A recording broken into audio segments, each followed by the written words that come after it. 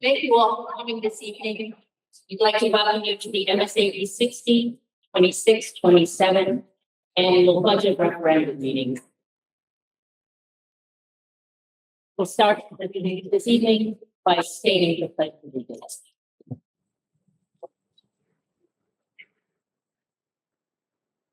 Allegiance to the flag of the United States and to the republic which stands one nation under God, indivisible, with liberty and justice for all.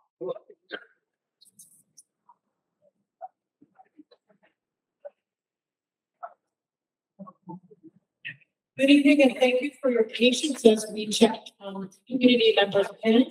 Again, next is the we had an SMR hearing, which will also be recorded in the same as part of this budget hearing. That vote is also on June 9th. So there's question and answer period at that point as well. So I would like to begin, first of all, by stating our rates for attendance. And I want to clarify some misleading information and statements that have been made recently. So the annual publication, there's some conversations about the annual publication did not go out on time, and that was intentionally held. And I would just like to clarify that that is not the case. And also just kind of let everybody know that on April 29th, budget documents were published electronically to the district website well in advance of the meeting. One of these wires with a QR code linking directly to the full budget document were sent to all through town halls and posted for public access on the 29th as well.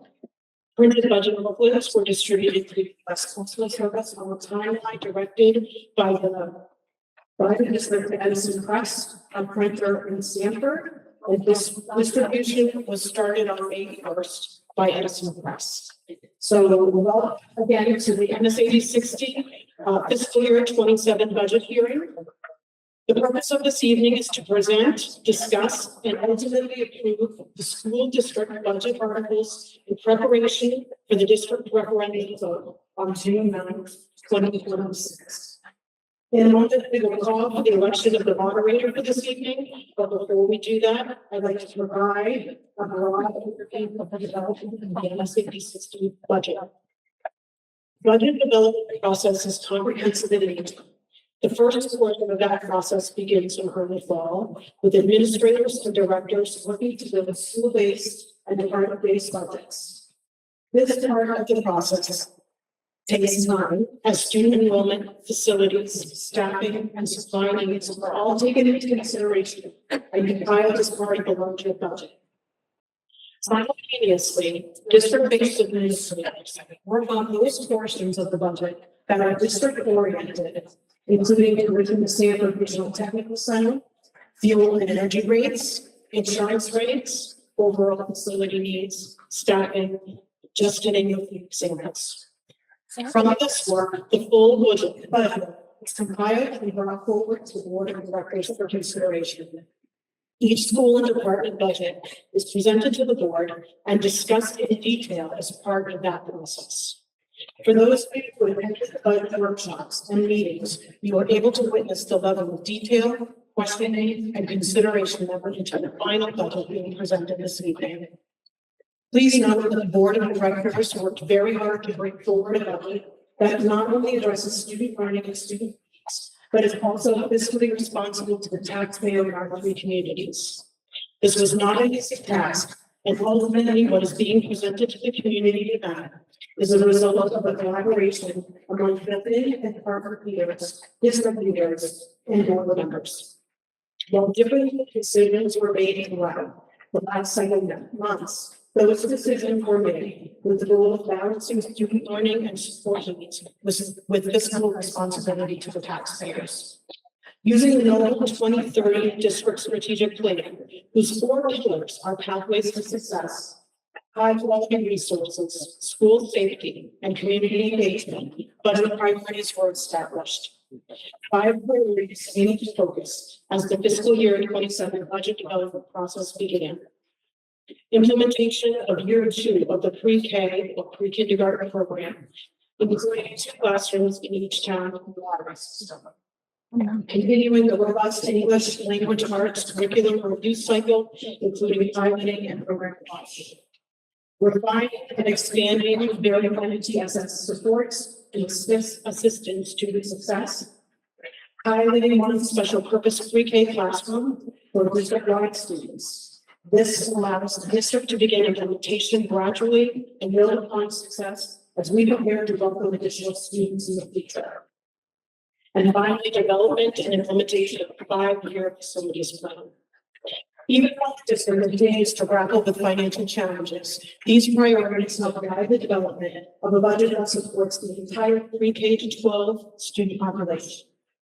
That said, it is important to note that there has been a significant increase in the 3-year average valuation, which results in an average being responsible for an additional $678,515. What this means for community members is that with the higher valuation rate, the state expects the communities to take on a greater share of the financial responsibility for the budget.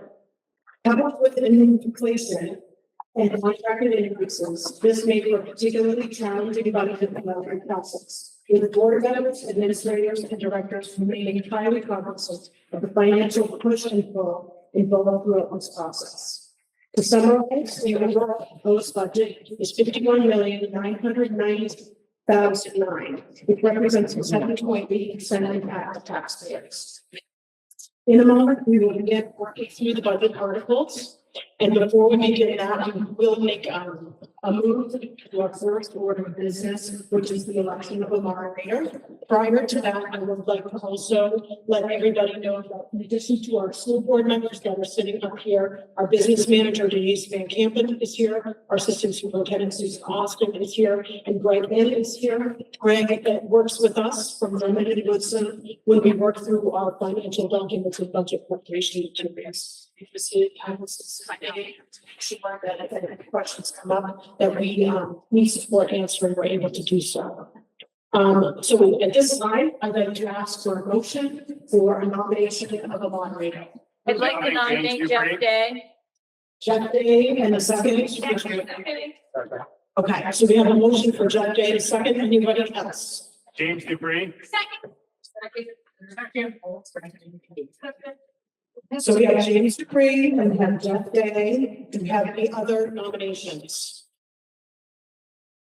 Okay, so we'll take this in 2 sections. So the first nomination was for Jeff Day. Please raise your card in favor of Jeff Day. Please keep those up for a moment.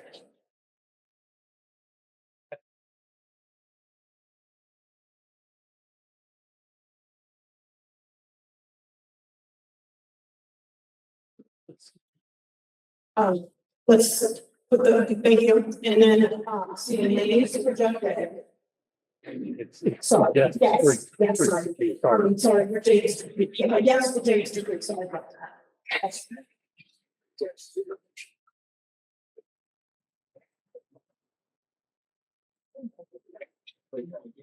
Okay, so that would be yes for Jeff Day as a moderator. Jeff, would you please come forward?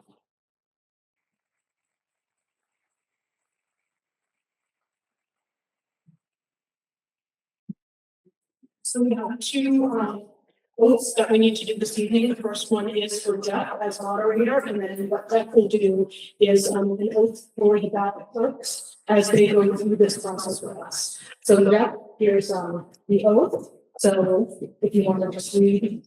I would be happy. I, Jeffrey Day, having been duly elected as moderator for the MSAD 16th budget hearing to be held on May 7th, 2026, do solemnly swear or affirm that I will faithfully and impartially perform all duties required of me as moderator in accordance with the laws of the state of Maine and the rules governing this meeting.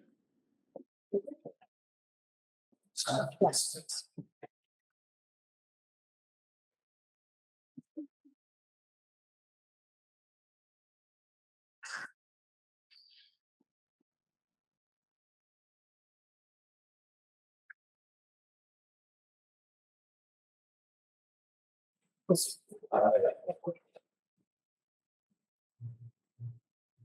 So this is the oath of the ballot clerks. Do you swear or affirm that you will support the Constitution of the United States and of the state of Maine, so long as that you shall continue to be a citizen thereof, and that I will faithfully discharge to the best of your abilities the duties incumbent on you as ballot clerk of the Maine School Administrative District number 60 budget meeting on May 7th, 2026, according to the Constitution and the laws of the state. Please stay. I do. I do. And yes, thank you. And then. Go down. You can go with the plan. Yeah, that's right. And thank you very much for being here. And hoping folks for each of the time.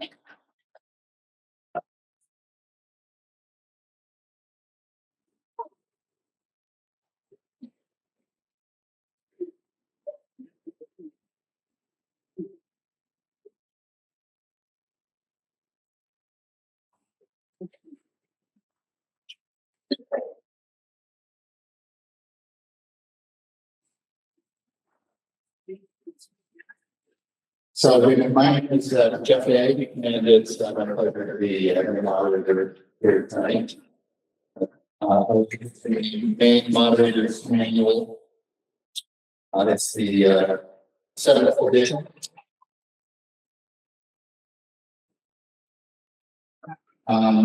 Members of the with the following modifications. Members of the MSAD 60 administration team who are not registered voters of the district will be allowed to speak and address questions and provide information to the meeting. Also, be allowed to speak as well. And I wish that anybody else that's it. Okay. General guidelines on participation. All the registered voters in our towns may participate and vote. Questions should be directed to me as the moderator. When asking a question, please make sure to state your name and the town you are from. And we have a microphone there.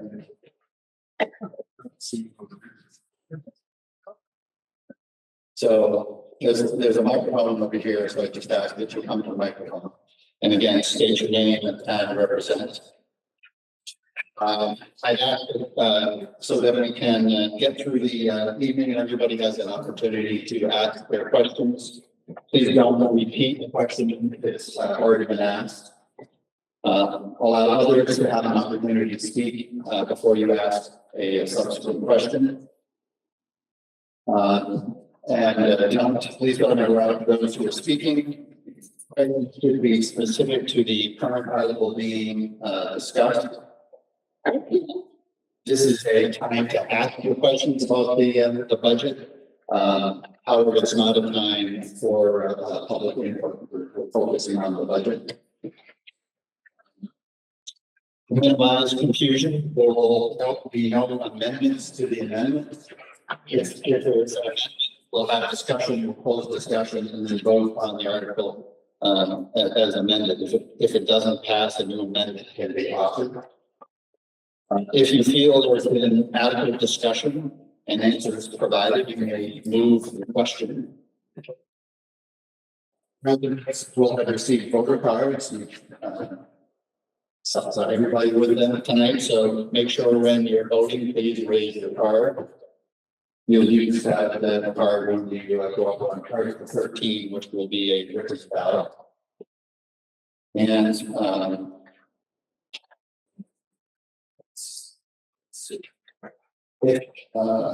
we keep these general guidelines in mind, I'm confident we'll have a productive meeting. If there are no concerns, we'll begin the review, discussion, and voting on the charter.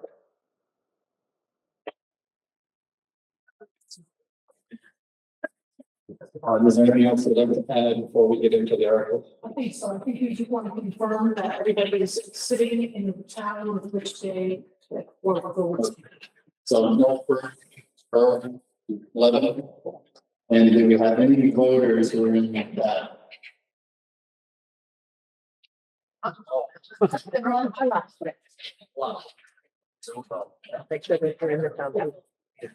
So I guess let's make sure. We're in 11. Ready to turn.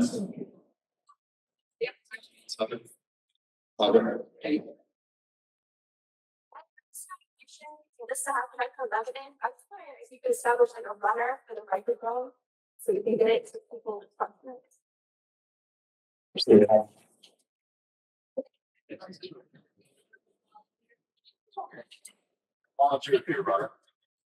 I heard a volunteer. Thanks, appreciate it.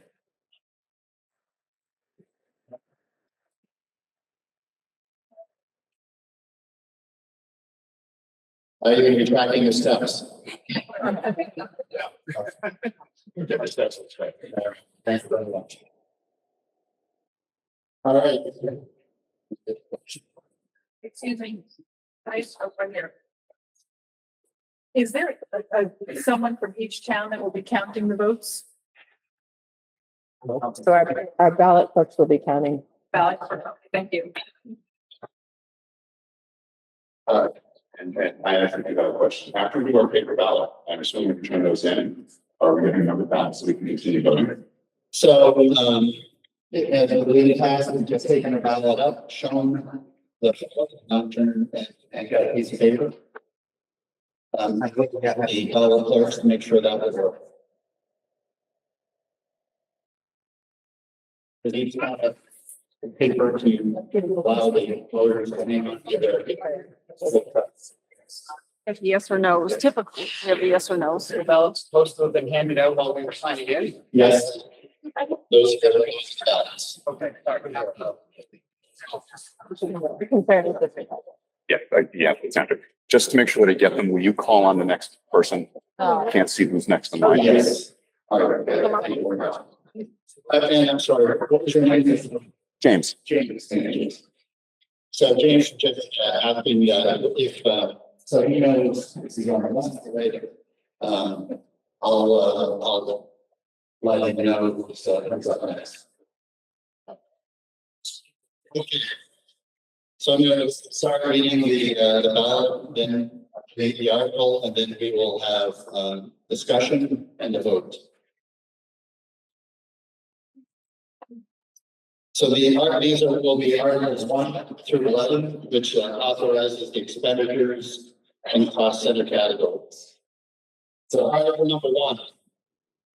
To see what sum the district will be authorized to expend for regular instruction.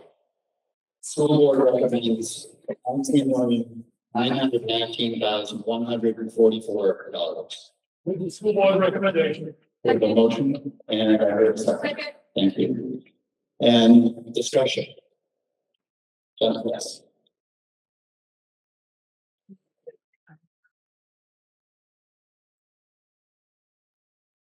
First, I want to say I appreciate everyone showing up. There's a lot of people here. Yeah.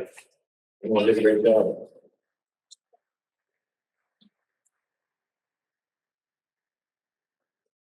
I think everyone did a good job working on the budget. I think it's it took a lot of work and there's a lot of meetings. This line item, I think, is really good. You need regular instruction. I thought the line item was. Can I just Sure, go ahead. name and town? Please? Oh, Matthew Leggett, Lebanon, Maine. Thank you. I thought 19 million was appropriate. I do find issues later in the articles, and I'd like to see the budget continue to be the same as it was last year. But on this line item, I think a yes vote would be appropriate. I think our teachers deserve the raises they got. They work really hard for their money. Thank you.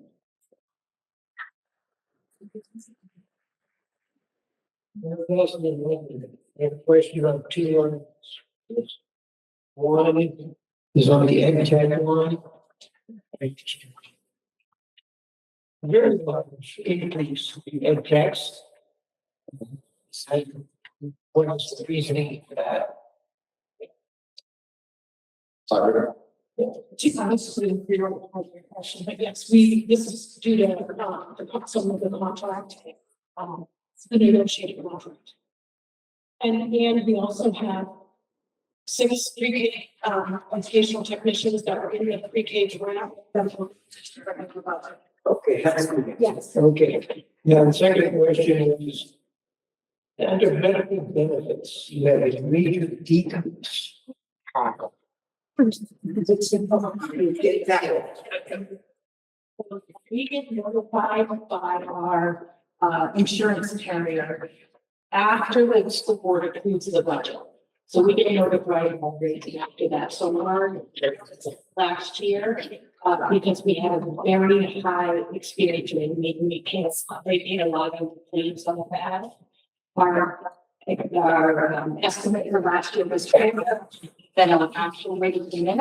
So when we did this year's estimating, they happened to come in less because of last year's say, overestimation. You know, I saw another question somewhere.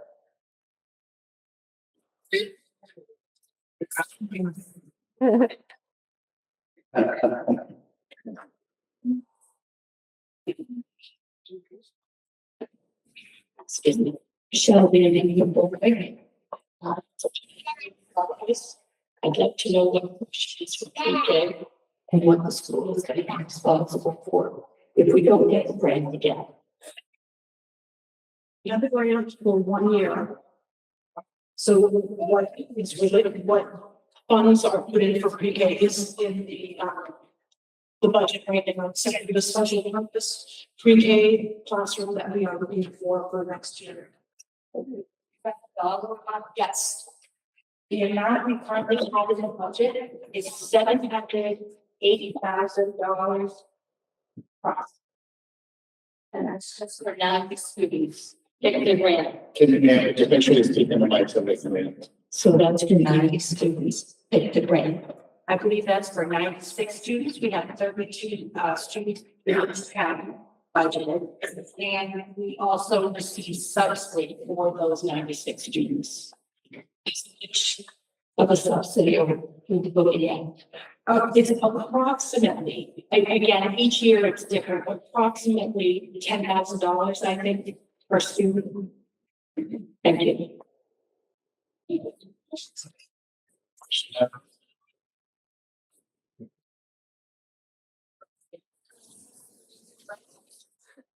Actually, I've written, I'm the current student at our high school. I'm going to share that back. So, is it a question? No. So it's verbal, and you can share into the, have a good questions. So, as I was saying, when we started, it's, the intent is to ask questions about the budget versus public input. So do you have comments that are related to the budget? It's related to the budget and it's related to current statistics that have to do with our economy that will affect the budget for our taxpayers. Okay.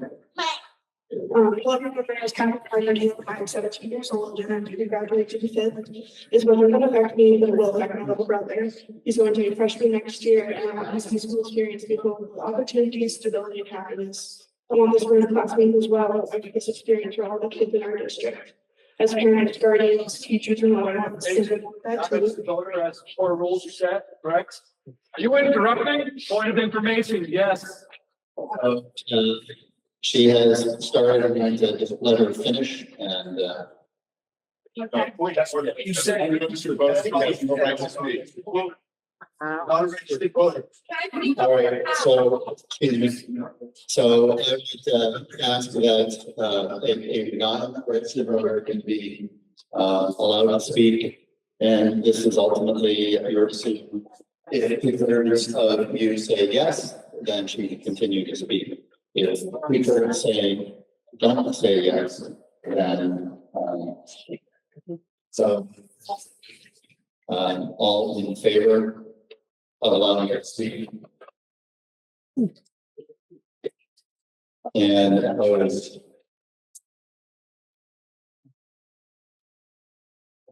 Okay. So the 2/3. So Based on what 2024 to 2025 did, RC 16 and RC 60 operate at a lower per pupil expenditure compared to several neighboring districts in our county. I've heard many companies stating that the numbers are coastal districts, but these numbers account for all of York County, districts like Walnut, and Acton, to take a few. 2025 to 2024 to 2025, we spent approximately $17,166 per student, which compared to other districts such as the MSAD 61 and Bridgeton, spent approximately $20,000 per student, which is an almost $3,000 difference. I'm not aware of the economic state of our country right now, but the average gas prices in York County reaching $4 and 18 cents, will cost of living in York County exceeding the national average by approximately 100 years. As of 2026, the average cost of raising a child in the US is roughly $303,418 over 18 years. That does not include child care, which in York County averages $13,609 annually and $900 weekly. With this in mind, I wish to remind you all that this budget is for the benefit of your children. If you plan to care about your child and their future, both based on that love and care. I want my little brother to go on field trips, perform experiments, and make art. Rather be stressed about what he says at school. Whether or not he will get to go on all the trips and do all the things he promised, because we voted not have that to help him and his peers. And you're going to cast aside anger, judgment, and politics when it comes to your decisions, and to only consider what you want your child's future to be. Full of opportunities, safety, and security, or by the skin of their teeth. The choice is yours. Thank you for having me. I have works cited pages for those who wish to have them.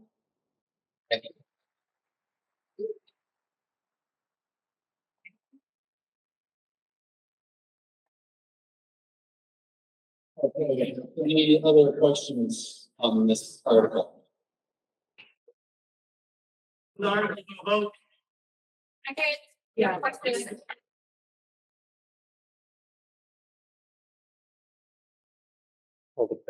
So, sorry, hang on. So the question has been called, which means we need to, go. I don't think it's speak. And decides. Yeah. So So, the motions on the floor, the meeting decides, two-thirds vote. so, if, 2/3, if 2/3. Comments, I just appreciate you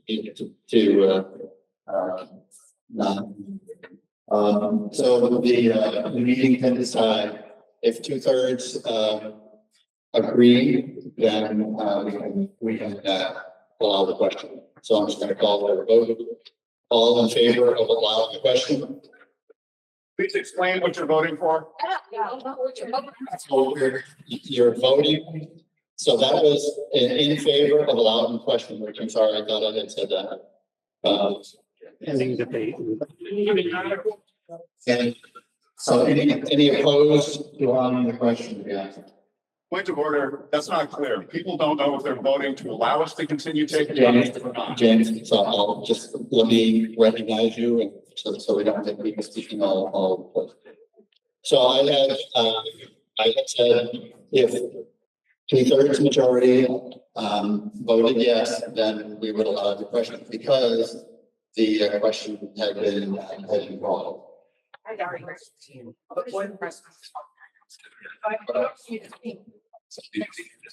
So that looked like 2/3, to me. So I'm going to say, ma'am, go ahead and ask your question. Of the 96, Aaron, sorry, of the 96 seats that we have for pre-K, how many are actually full? And how many do we expect to be full this next year?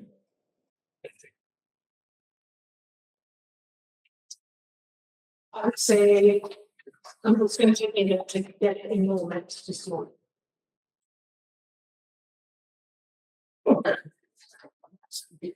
What I was saying about the revenue side of that is that we have already been given revenue for those. I'm asking because I'm wondering how popular this program is. If we have 96 seats and more than 96 expected pre-K students, then how many are actually? So currently we have 98 seats filled. And this year, this year. we had all 90 We have seats. 90 seats, 90. And we're right in the middle of registration right now. So we won't have that figure until later in spring. So we had 670 seats. Correct. Motion to move the vote. Second. All right, motion has been made to vote.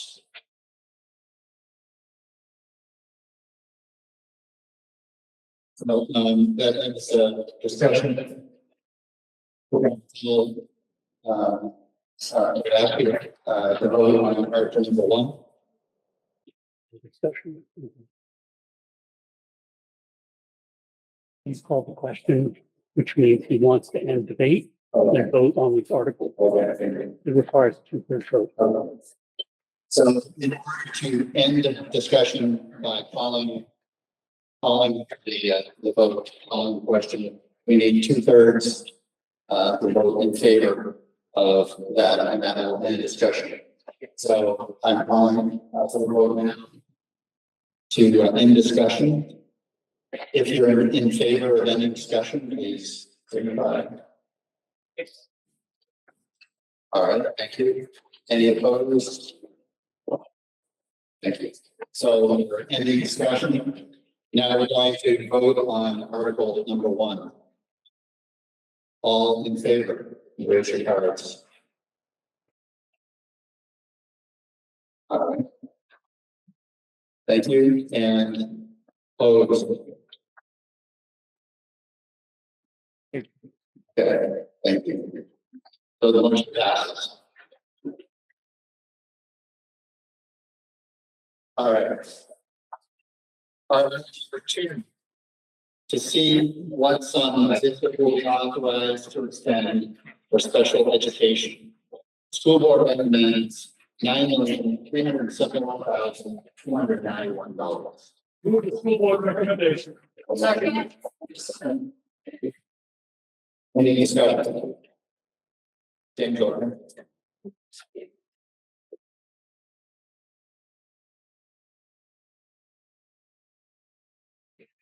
Matthew Leggett, Lebanon. I move to amend Article 2. This is appropriate time for that? Yes. Okay.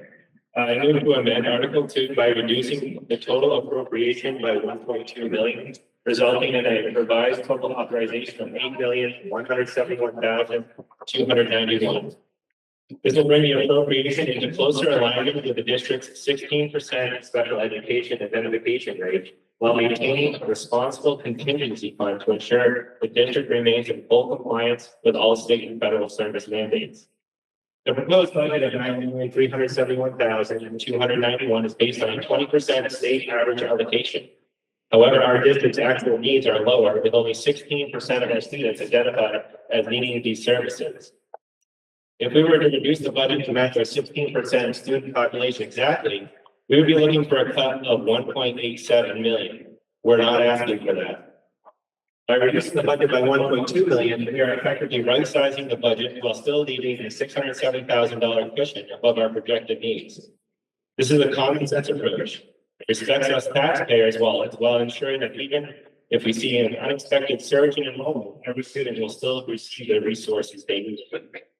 We have a special ed director, an assistant special ed director. We have a number of AP coordinators who are more want than need. As special ed teachers are more than capable of scheduling meetings and creating written prior notices. While we're supporting Mary Hurd Academy of 14, while you're supporting Mary Hurd Academy for 14 students, we're also spending over $600,000 for out of district placements. So the amendment is, you'll try to repeat it after explaining. Yes, please. Okay. I move to amend Article 2 by reducing the total appropriation by 1.2 million, resulting in a revised total authorization of $8,171,291. Second. I don't need second, thirds, of course. I appreciate it. Enthusiasm. So we have a motion for the amendment, we have second. Discussion on the amendment. Thomas Goldberg, North Berry. Our school system is already struggling to meet its obligations for our IEPs and 504s, crippling our special education program by $1 million would immediately result in cutting of staff. That is irresponsible when we are struggling to meet our legal obligations as it is. I recommend that we vote no for this amendment.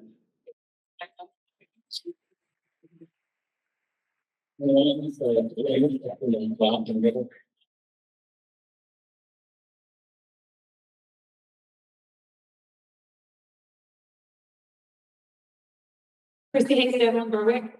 I am surprised to hear this amendment because I know there's been a lot of concern among everyone I've spoken to about declining test scores, about reading and things like this in this district.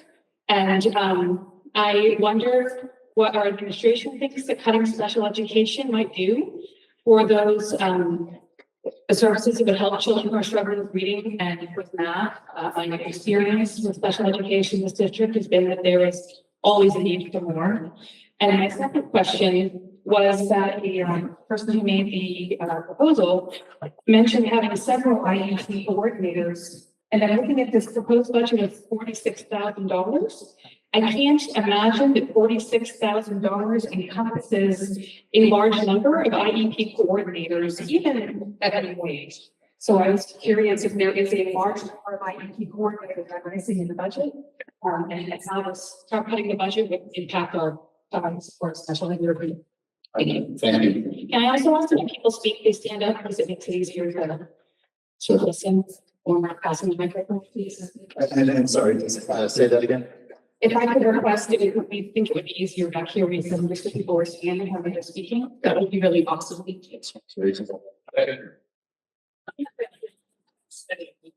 So I can speak to the number of IEP coordinators in this budget. Well, in the district for next year, we are to anticipate having two IEP coordinators, two bodies. One of them will be full-time IEP coordinator. The other will be a split role IEP coordinator and Excel coordinator. I will let someone else address how this is going to impact it.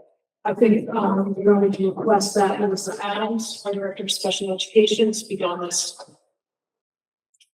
Right. If you wait, I just had a question.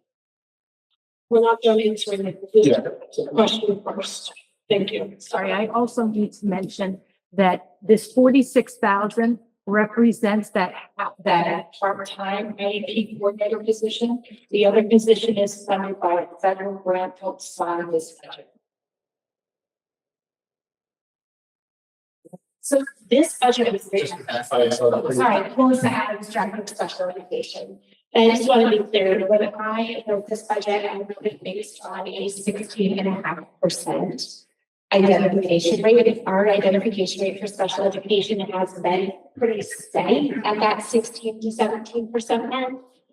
A $1.1 billion to this budget would not allow me to provide FAPE to my students.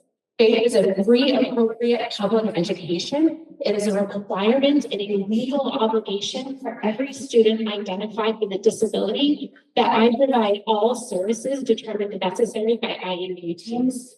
This budget is written to exactly provide those services and ensure compliance with all IEP timelines. I will say honestly, a cut to this budget would absolutely eliminate my ability to provide FAPE in any appropriate manner to our students.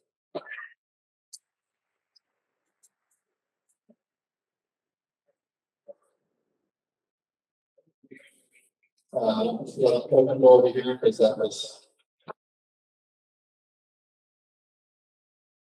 Hey, Melissa Hockenecker, Lebanon. I used to work for this district, and I guess I have a statement more than a question. In my 3 years at Noble Middle School, I witnessed several meetings where IEPs and 504s were issued to students not based on need, but based on something they're not here, but what parents want and what parents with money want, and not what kids actually want.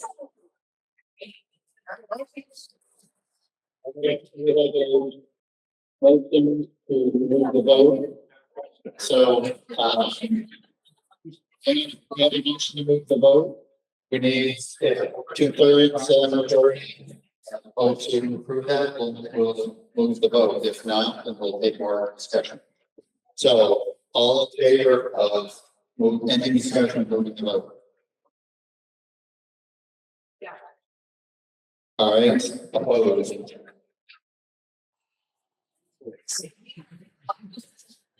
All right,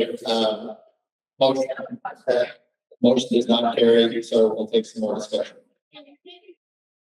Did you just explain what a call to vote means? A call the vote means we would, if there's 2/3 majority that agree, we will have a vote on the article. And to be clear, a call to vote effectively ends discussion. Yes. Correct? Yes. Yes. So, there was, thank you. Priscilla Forziani, Northborough resident. I have a question. I actually have a student who is currently a student here with an IEP and is out of district placement. The reason why he's in out of district placement is for the past several years, this school has not been able to provide an education, a safe environment, and the things that he needed that were outlined in an IEP. I am physically shaken because I want to know what improvements you plan on providing our teachers to give them the support that they need to be able to teach our children that are struggling. Because that, as a parent who has been in the IEP meetings, has been the problem. The teachers are not being prepared, and it's not their fault. It's the fact that it's not being presented to them. These are safeguards that should be in place. There are schools in the area. Sweetser is a phenomenal one. You can take some lessons from them as to how to deal with a child that is regulated or one that has a 504 plan or an IEP. My son went to the Mary Hart School. He failed within 30 days. That school was not able to support him. I support amending the $1.2 million because honestly, there has not been improvements to special ed. You're just rolling out services that aren't actually providing results. So I would personally approve that, I think that would be a great idea, until the actual results are made.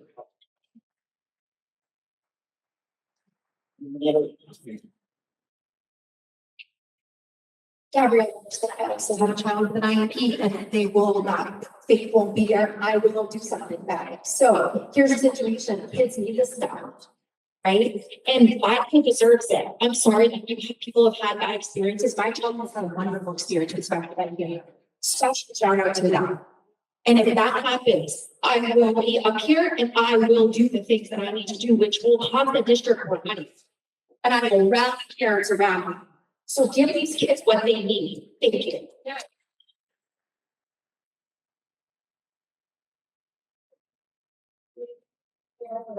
I could just, could someone please explain the way the exception benefit allots money to, or special ed money that comes from outside and what our obligation is and what we would lose if we as a local district didn't meet our obligation?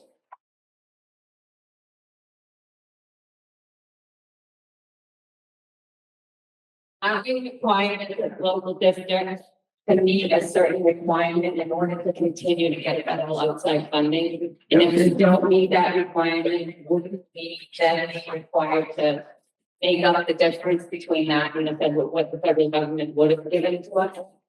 That's my understanding of it. Is that correct? You are correct.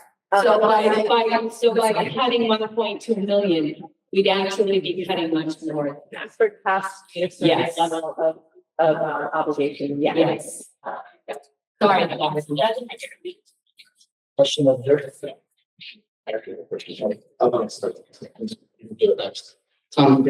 So I also want to highlight here that if we cut $1.2 million, and our director of special education has just advised us that she can provide favor to our students, then parents with IEPs who are not being met as legally required could then sue the district. And I guarantee that the damages from those lawsuits would exceed $1.2 million.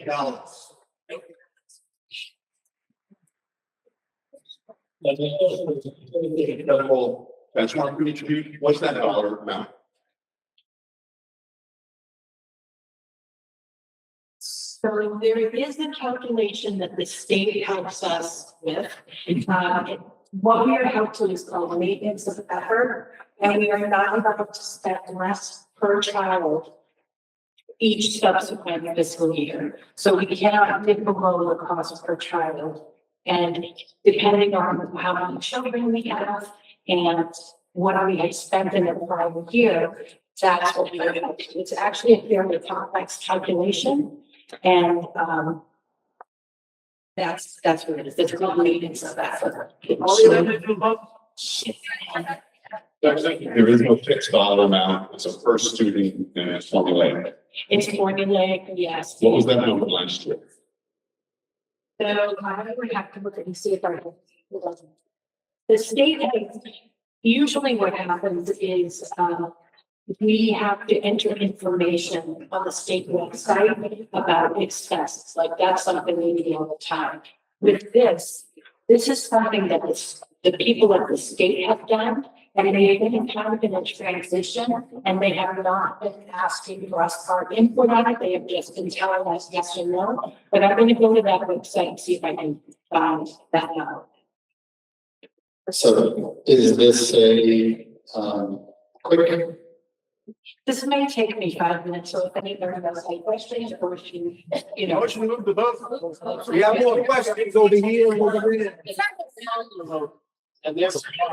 And Technically, I still have the floor. yes, so my question to you is going to be, are you comfortable having the question come back to you or an answer hopefully come back in 5 minutes, or maybe we should just wait? I am not willing to call this question without an answer. I'll try to. No pressure. We could conceivably move on to Article 3. Yeah. Take a motion to move the question. So we're in discussion on this question here at the moment, so we're not gonna. What's for the question for the amendment? For the amendment. So I'm just gonna hold until we get an answer and then we'll come back. Statement instead of question. Because I just wanted to say that 504 is outreach.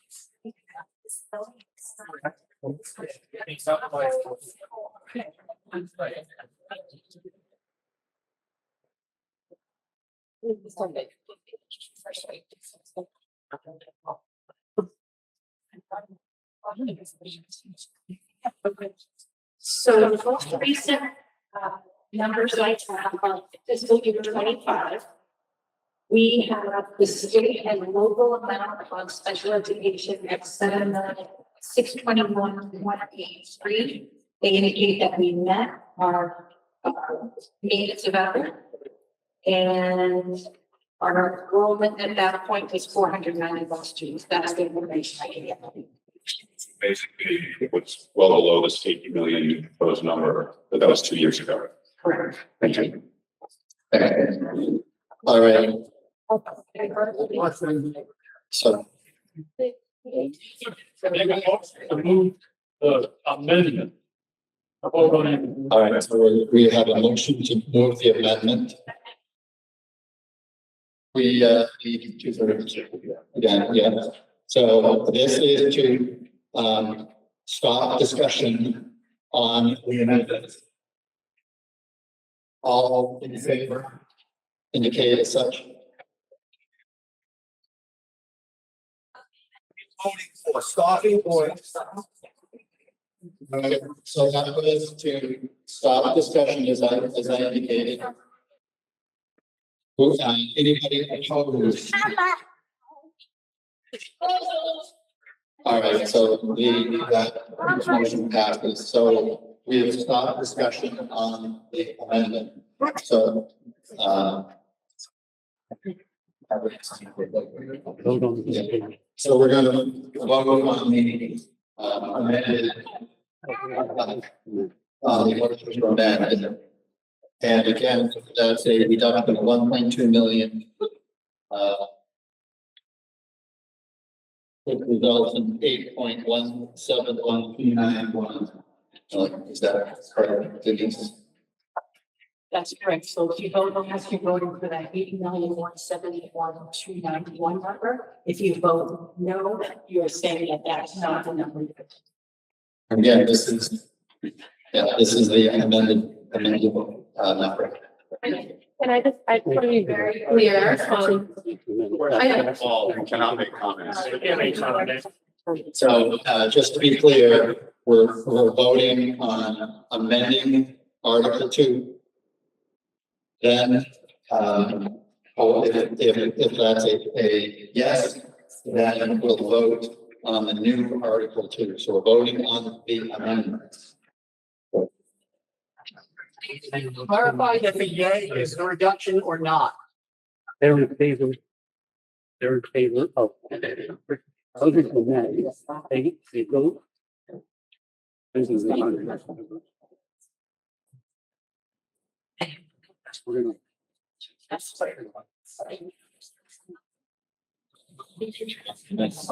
Yes.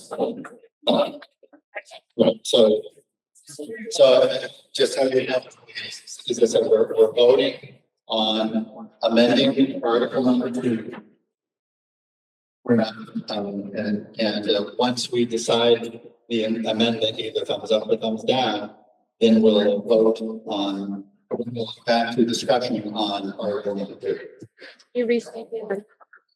So the amendment is to reduce the school board recommendation, and Mr. Leggett, make sure I get it right, by $1.2 million. That would result in an amount of $8.1729 million. All right, all in favor of this amendment indicate such. All right, and opposed. All right. So opposed, the amendment, I'm sorry, call for a paper ballot.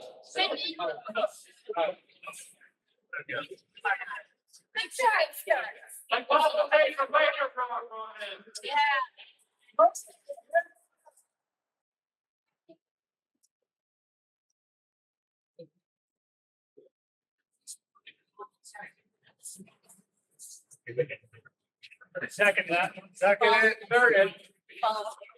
Okay, so James, if you, the votes happened, if you want to challenge the result of the vote and there are 7 of you, then you can do that. I will move to challenge. There are 7 people who wish to challenge.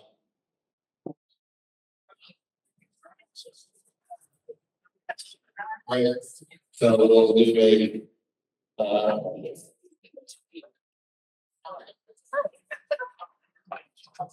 I would like to propose that we do a handout that the clerks will account for their attendance. The first order on taking a vote to actually take a count, physical count, before you go to the extreme of going with paper ballots. Ask our lawyer, please. We just had a discussion, and the discussion is that we don't have to do that. Yeah, it's the. They didn't say how. Yeah. And this is why I'm proposing that, we do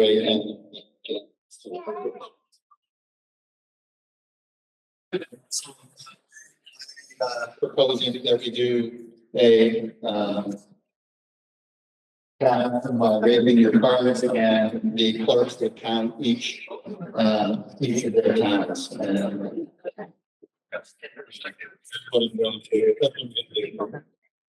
All right, so just so everybody's clear.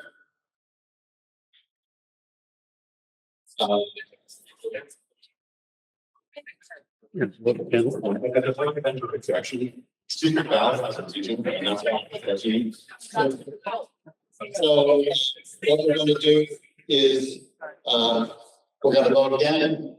You're going to raise the ballot like this, and you'll keep it up until your clerks say they're done. And they've counted. So all, we're voting on the amendment. So if you say yes, then you're voting to reduce Article 2 by $1.2 million to a number of $8.171291 million. If you vote no, the motion does not pass. So right now I'm asking you in favor of the amendment to Article 2, raise your ballot.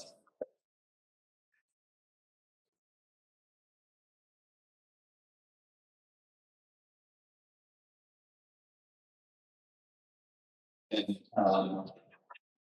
just to make sure you get the folk in the back too.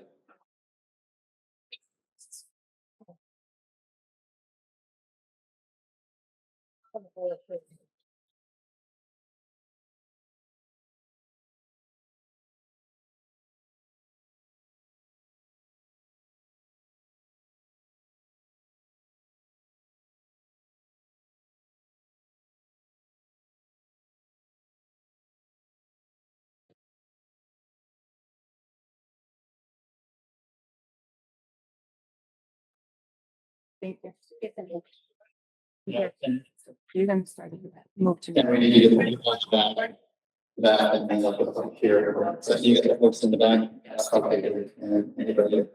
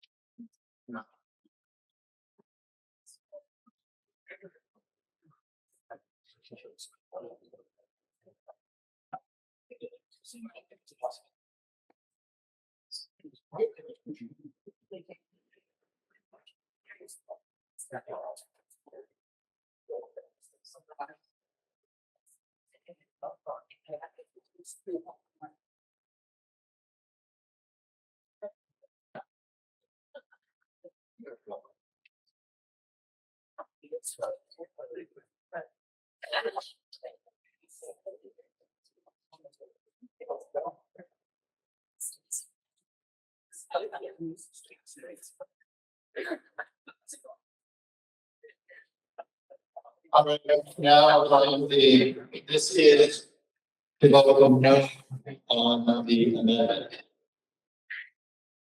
And keep your cards up until folks say they're done.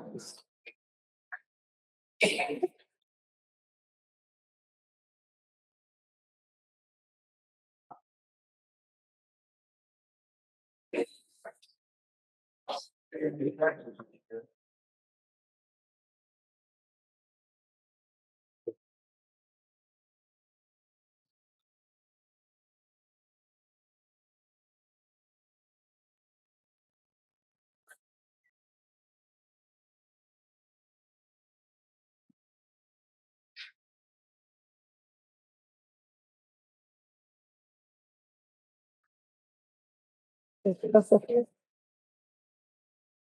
You guys pick us up here. 1, 2, 4.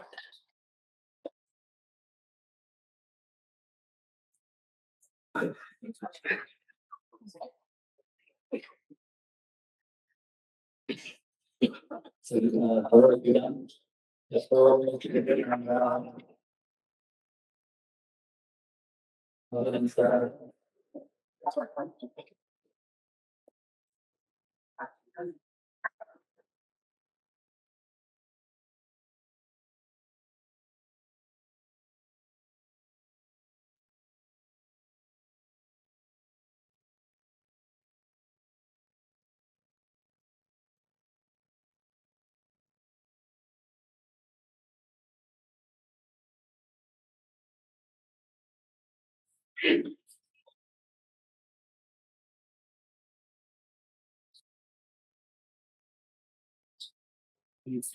North Berwick Hills.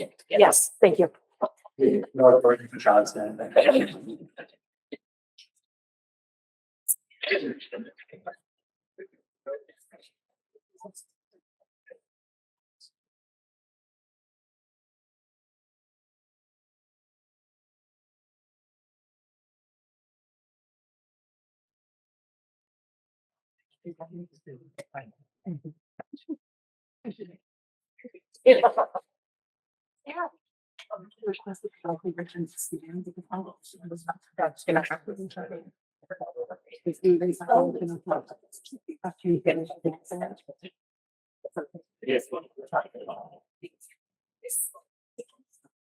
Okay, so for yes was 42, no was 123. For Berkeley, yes was 44, no 16. And 11 and yes was 43, no was 69. So the amendment does not pass.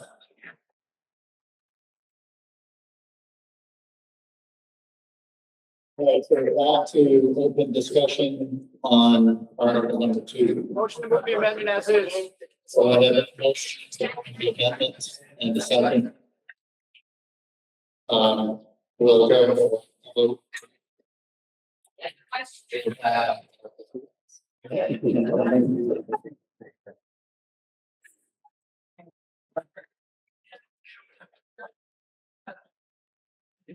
All right, so we have a motion to move the question. We need 2/3 again, so all in favor of moving the motion, Vince, just want to make sure that we're all clear, ends discussion, and I'll call for a vote if the votes are there. So all in favor, and these are. All right. And opposed. All right, motion passes. So now I'm going to call for a vote on number 2. And I'm going to read the question again. To see what sum the district will be authorized to expend for special education. And the school board recommends $9,371,291. And just to clarify that is the unamended amount. So all in favor?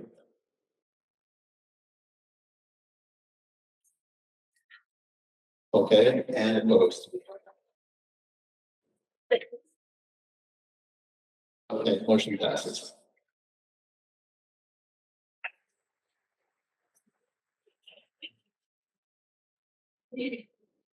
Put the microphone down and stand.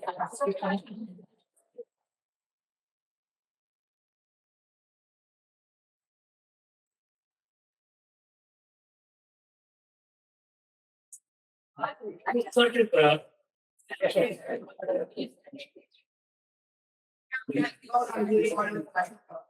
So, yeah, I don't think we need a, vote.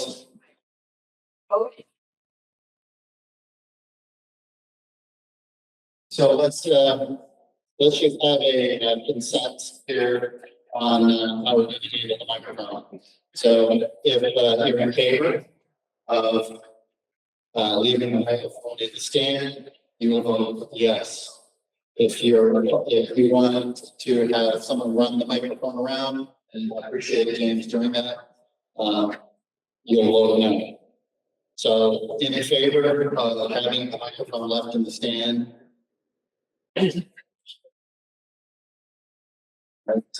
And opposed. All right, it'll stand, James, appreciate it. Right, gonna read article number 3. To see what sum the district will be authorized to spend for career and technical education. School board recommends 96,551. School board recommendation. I have a motion in a second, thank you. Discussion. Vote. Sorry, what?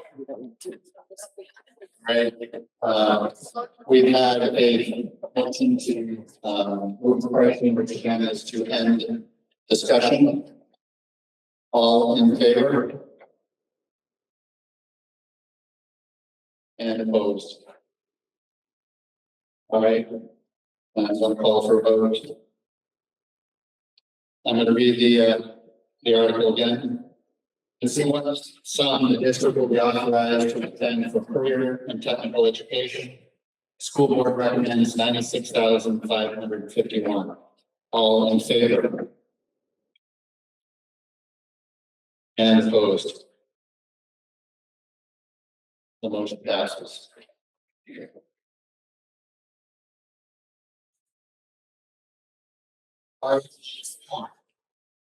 To see what sum the district will be authorized to spend for other instruction.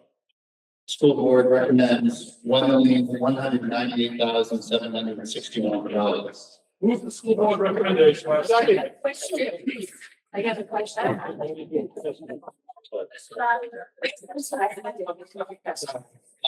We've had a motion in a second.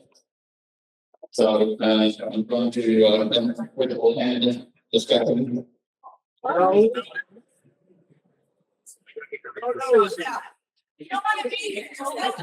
Because the motion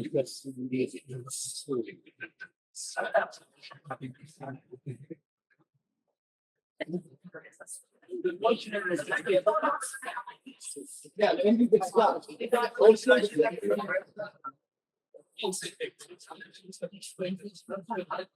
So let me just clarify. Gentlemen, review. The school board's recommendation. Second. Second. Okay, we did that also moved. Okay, all right, thank you, my mistake. All right. Yeah, any question? Michelle, I'm actually, I hate to think you take it right away from me. My question is, that's 1,000,000.2. Is that in addition to the 19.9? Or what is this other instruction be? So other instruction is different from regular instruction. The regular instruction line was pretty much classroom teachers, classroom supports, and different pieces like that. Other instruction involves us out of the athletic department, and so just the director, the assistant director, athletic trainer, summer programming that we offer for students, and co-curricular or extracurricular activities, referees. So those are the items that are in this lot, this article for that. Thank you for explaining, Michelle. Another question. Are you coming down? Sir. All right, thank you. That's good enough.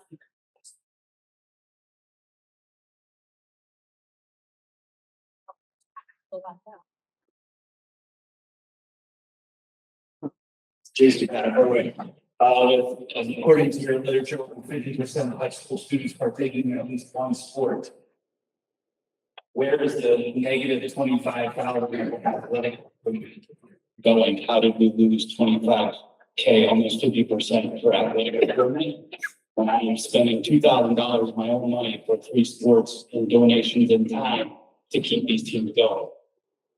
Where is it money going? Or how are we operating this? Yeah, so the decrease is due to the fact that we're going to utilize partnerships with our booster clubs to help support this, and also looking at the rotation of uniforms, like the different rotations of the program.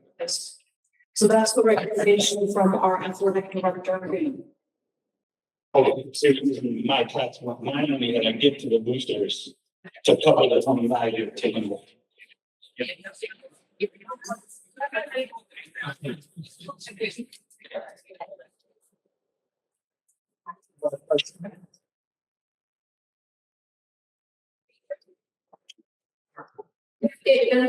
Any more questions? Oh, sorry. I just want to make sure everyone knows if you're following along and you want to see line by line what is in each amendment, we're on page 23 now. Okay. Do I have any more questions on this article number 4?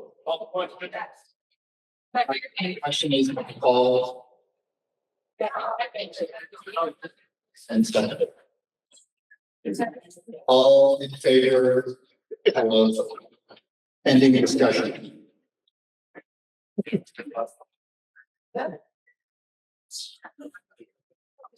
All right, and opposed? All right, I will end discussion and I'll call for a vote. So just to be clear again, we're voting on item number 4. To see what sum the district will be authorized and for other instruction. And the school board recommended $1,198,761.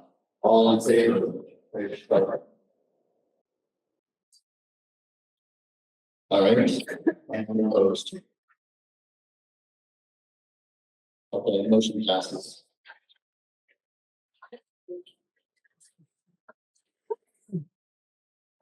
I'm going to move on to item 5. To see what the district will be authorized to extend for student and staff support. School board recommends $5,719,493. The school board recommendation. Thank you. Thank you. Any discussion?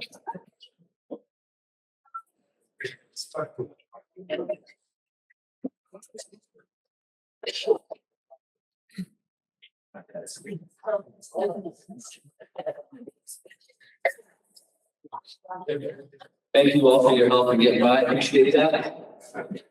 Josh Tabor, North Berwick.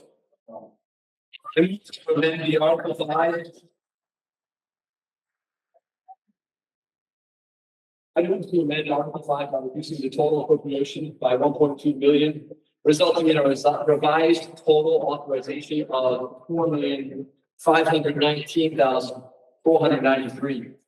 The reason why I'm putting this amendment forward is across the state of Maine, schools allocate an average of 8.4% of their district budgets to provide these services. Again, that's 8.4%. The proposed budget recommends that we use 11% of our budget to provide the same services to students, which is 2.6% higher. 2.6% of our budget is $1.3 million. So I'm asking for 1.2, a little bit of leeway. It's just numbers.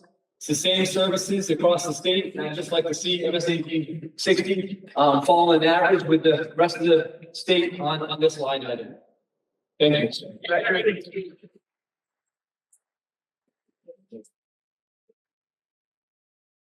So we're still in discussion. We have a question. Amendment, any second. Okay. My big question, talking about broken. Just curious, what is the literary literacy? Jesus. And this line item, I'm just curious. So the literacy / math coaches is that the one you're looking at? So what we've got in the district is we do have some math and we in the past have had literacy coaches. So that is the placeholder for that. We're proposing to continue with one coach for next year. Is that more special ed or is that? That's support teachers, professional development, classroom, things like that. Thank you. Any more questions? Sam? They are on Article 5. Oh, yeah. Article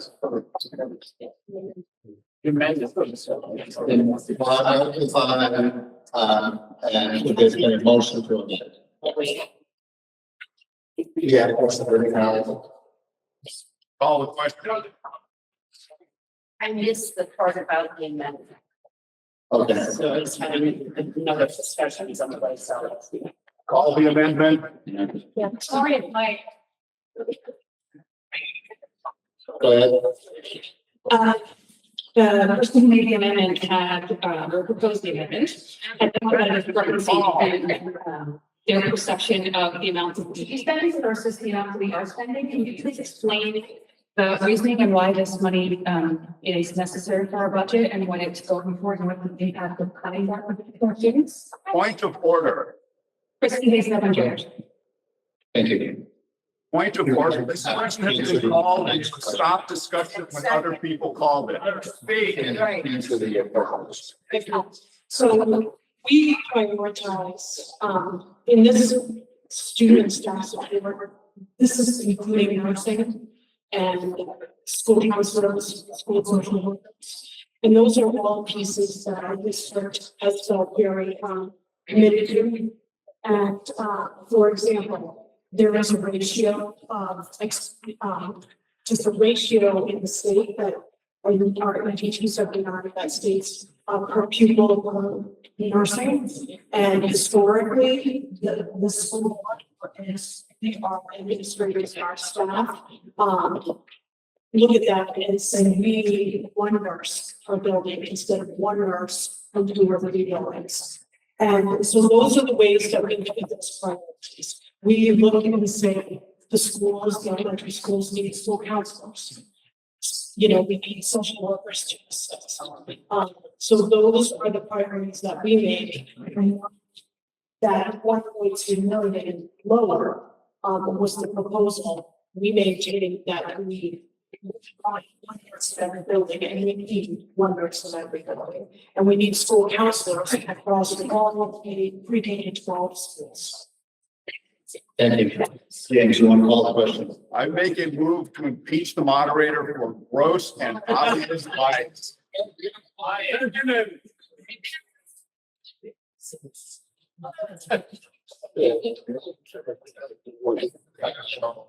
Yeah. Do you want to move the question? I move to dismiss the moderator. Point of order, not the business on the table. The amendment, please. You have had a question. Do you want to move question? Yes, I do. Okay, so we're gonna vote now. If you vote in favor, we're going to end discussion. If you vote no, discussion on the amendment. He had asked to move the question. So you can vote no. You can vote no on any discussion. So if you want to end discussion, vote yes. Are we ending discussion? I'll end it. I'll end it. Okay. Yes. If you're raising your card now, you're voting that if you want to end discussion. All right. On the amendment. Thank you. If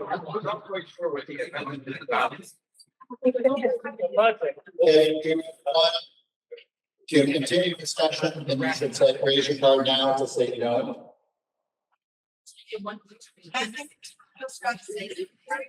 All right.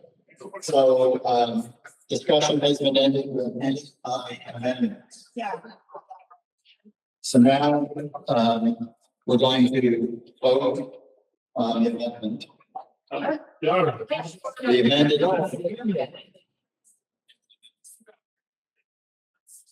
Okay, I'm sorry.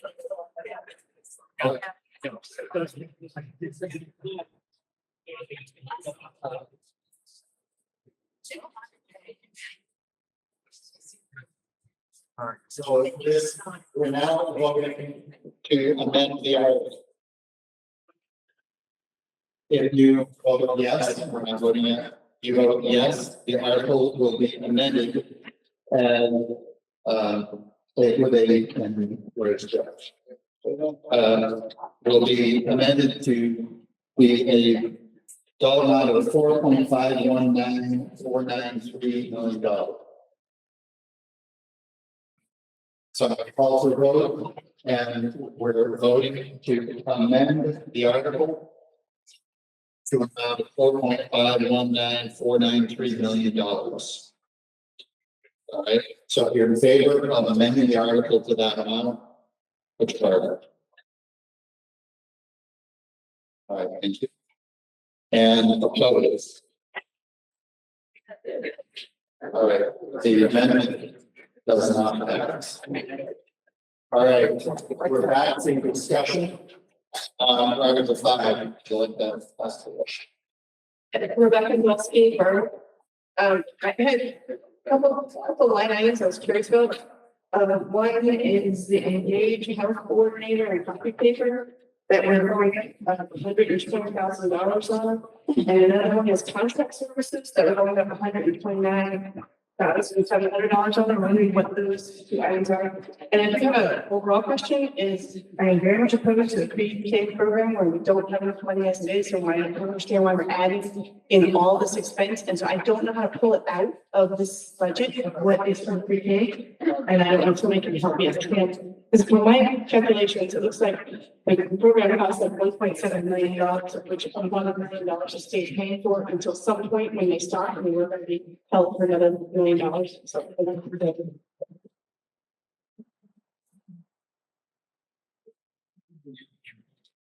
So the pre-K, state gave us a grant to start offering pre-K in our district for fiscal 26.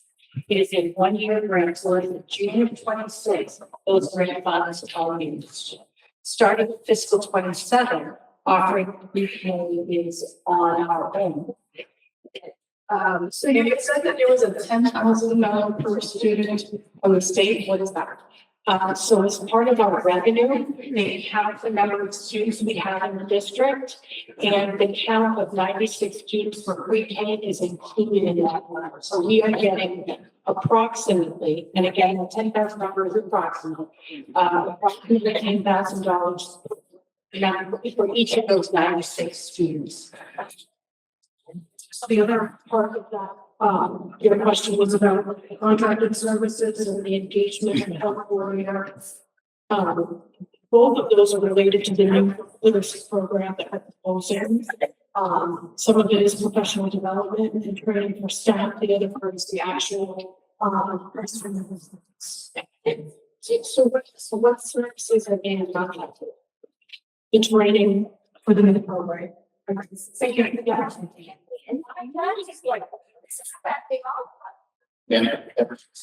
I mean, in Turner, North Berwick.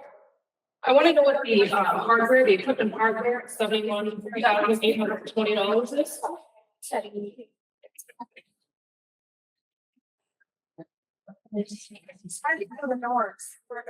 And I think her, she says it's just gonna take a second. I just have a question about the proposed fees of equipment and hardware, $171,613. What is that? It's in the same place.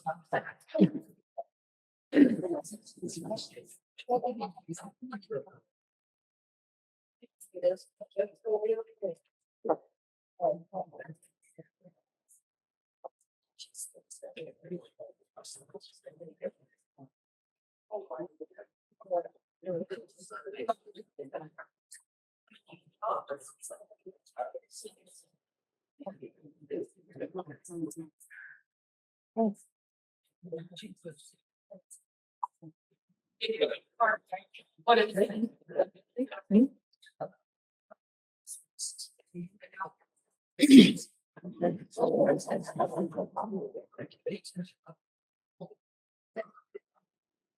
So, there are a lot of things that comprise the hardware. The hardware is related to devices of various things that is with the technology department has put on their list. Examples of things in that category are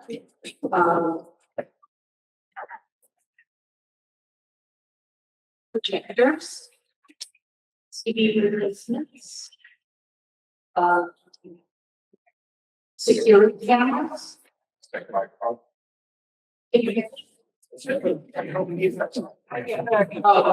Oh, line. So, okay, so other computer cameras, let's see, no high school have that desktops.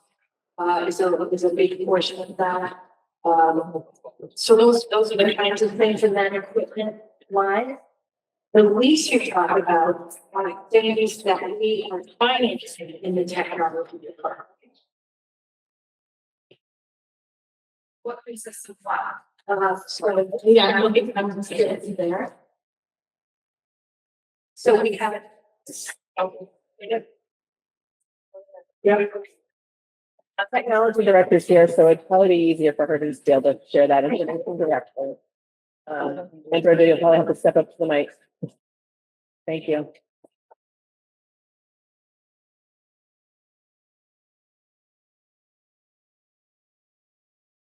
Looking at this, it's not physically possible to kind of with the pandemic and the grants that took that time to slowly integrate by all the technology equipment. So for the past several years, we've been at least in our level. And so the things that are in place are our student iPads, our books that our staff devices. We also partner with the state of Maine and the Jonesy program. So a lot of that is funded by the state.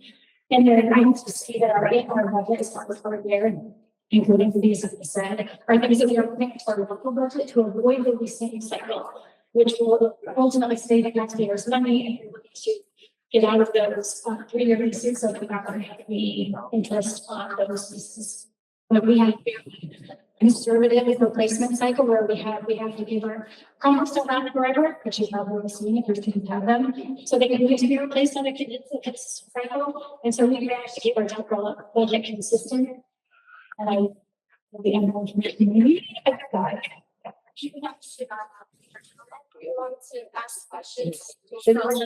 I have a very big concern here. We're financing $171,000 worth of iPads and Chromebooks when our test scores are going down. Why?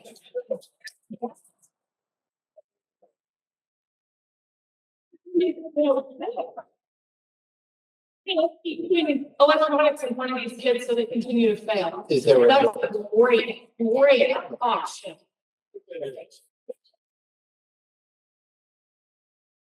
Next question. Yeah, so I'm looking at the cuts again, and seeing a lot of these cuts are really around the staff, the benefits and some learning and development style things. And I'm curious, because we have been talking about test scores going down for a very long time. How are we supposed to be attracting new teachers or keeping teachers that we have if we're reducing the benefits that are coming to them? So if only you for the benefits. On the water, sorry, I didn't know that. The way we budget benefits is we do zero-based budgeting. So what we do is we look at enrollments, determine the staff. Yeah. What we do is whatever the staff is taking now for medical and dental, that's what we budget with a percentage increase. The other things that you see, for example, retirement, unemployment, paid family medical leave, those are taxes pretty much, and for taxes at the end of retirement, and they are a percentage of salaries. So if we hire someone, if we have a senior staff member leave and we hire someone on lower pay scale, the cost of the benefits or the taxes are lower. So we budget for every employee, what they're doing and how much they're making, and we come up with that. Perfect, thank you. Okay. We share like a from Lebanon. And I have a couple of questions about social workers. Is there anyone being hired? Is that what that is for the 45,000?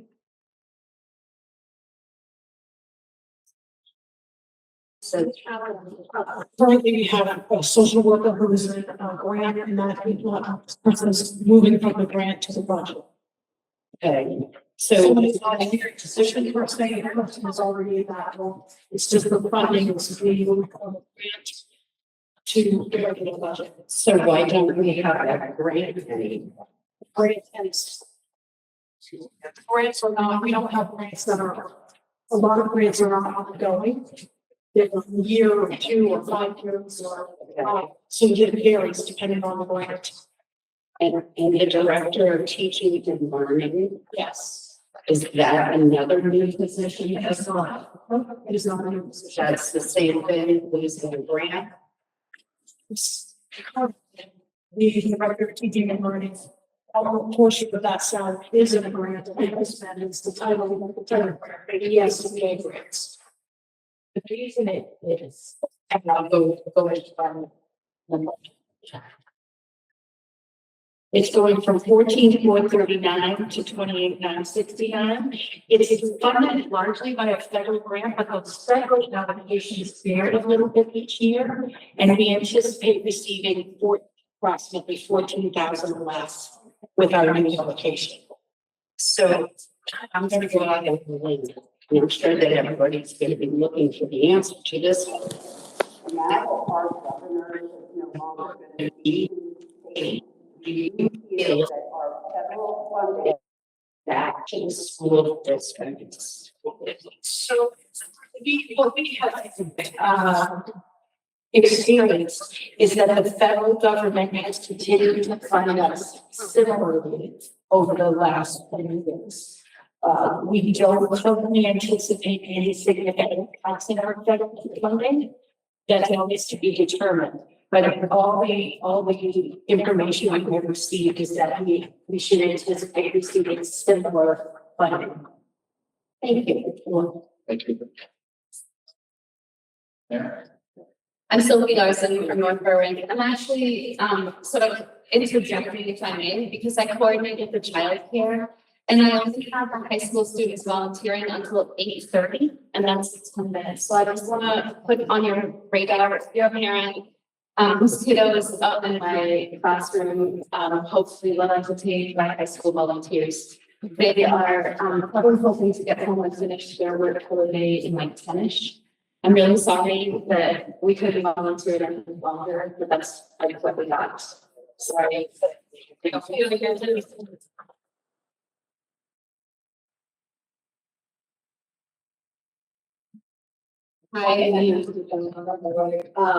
I think that these are great because of benefits to really into experience and kind of have them take over my experiences and aspects. So I ended up really trying to wonder how, with me going on paid family medical leave, how we are not like adding the budget more for all of the substitutes that we're going to need, because the first year is generally 5% dip and employees actually utilizing their benefits. So I think what I would say is paid family medical leave. Again, as we contribute as a district 0.5%, and the employees contribute 0.5%. I just wanted to put on our questions. So I'm going to make sure everybody knows. So it's a new thing. If employees apply to the program to be approved for leave based on various medical needs. Or I guess, yeah, the thoughts of there are multiple. So we're talking about substitutes, and what we would say is that regardless of how they're being paid, we experience people, for example, going out on maternity or paternity all the time anyway. Sure. So it's not an increase as far as incidents necessarily. But there is an actual, like, this is a statistic. The first year that you influence PFML, humans, that kind of stuff, to taking human resources. And I'm not sure if we have a plan in the budget to account for that, because I know that they want to hear the substitutes better than the biggest terror for the. And I don't know how we're doing it effectively, like get them in to actually manage our kids when we're trying to like pull everything out of the budget. It doesn't make sense to me. You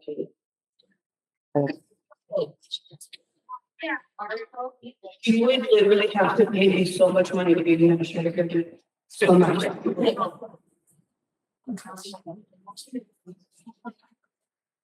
Hi, Darcy, I'm just wondering down in page 24 where it says supplies and books.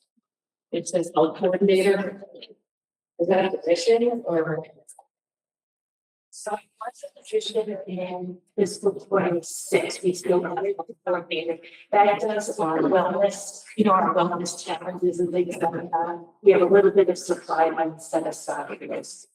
Also, that's considered for those activities. So this supply money includes all of those things. It supplies for guidance, nursing, lab, teaching, it's for all of it. But the health coordinator, she is the one that used to run those wellness activities. You know those, Darcy. Yeah, and I'm just wondering, that's the next. Okay, so those activities. Okay, thank you. Well, thank you. Christine Scadlin-Burger. I have a question. We have, tell me if I'm right, approximately 2,800 students and about 250 teachers and about 550 overall employees, including teachers in the district. Is that not right? Okay. So the $171,000 number for tech, is my math right that averages, say, 3,250, 500 employees and 2,800 students, approximately like $50 a student for tech? Is that about? Pretty sure the math is right on there, but so I guess I would have to do that. Okay, but what I would say is the items we're purchasing are of different groups. They're not necessarily for all students equally across the board. But are you looking just for a number if we were to do that math? Yeah, there was a question about why the technology cost was so high, and I thought those numbers were right, and I'm like, it's about $50 per student and teacher and so forth for projectors and laptops and everything else, which I thought sounded pretty reasonable, but I wanted to make sure my math was right on that. Yeah, so we calculated, you should know that 171 is a 3-year lease. So we're purchasing 484,000 of items, and we're paying it back in 3 installments of 170. Gotcha. So it'll be about $50 a year per employee and student. Okay, awesome. Thank you. You're welcome. I move to vote the question. If,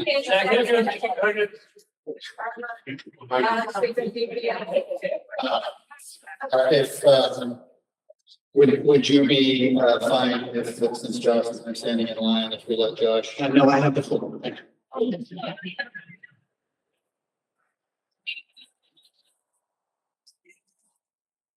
We can take the vote, and if they don't know, then we can ask them to speak. I keep it moving because I don't have the percentages. Okay.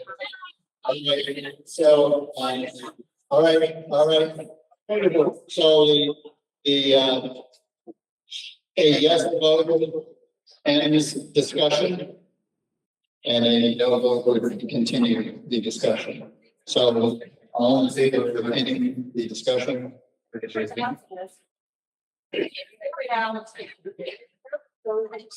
All right, and no.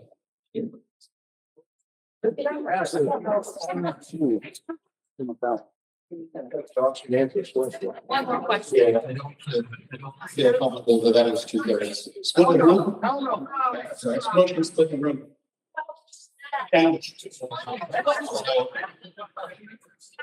Here's a challenge to the vote. So I need a total of 7 people to support that challenge.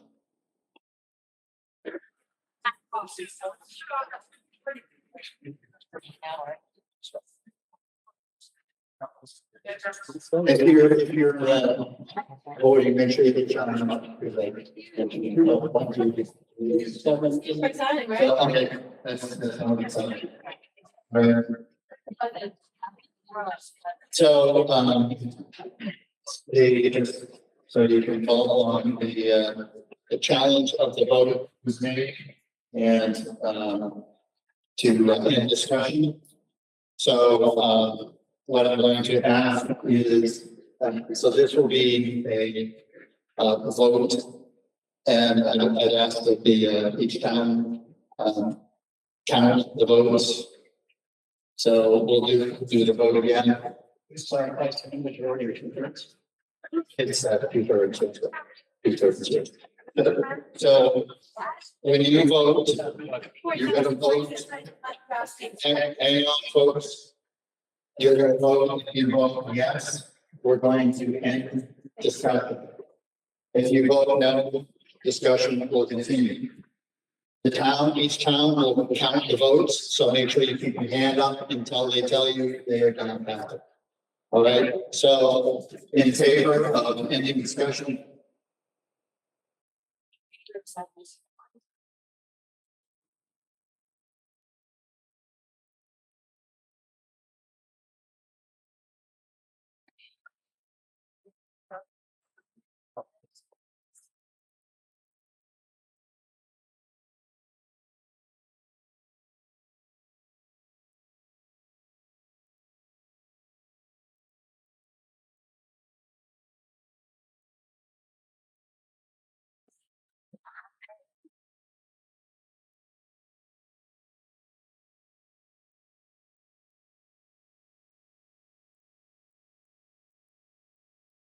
Okay.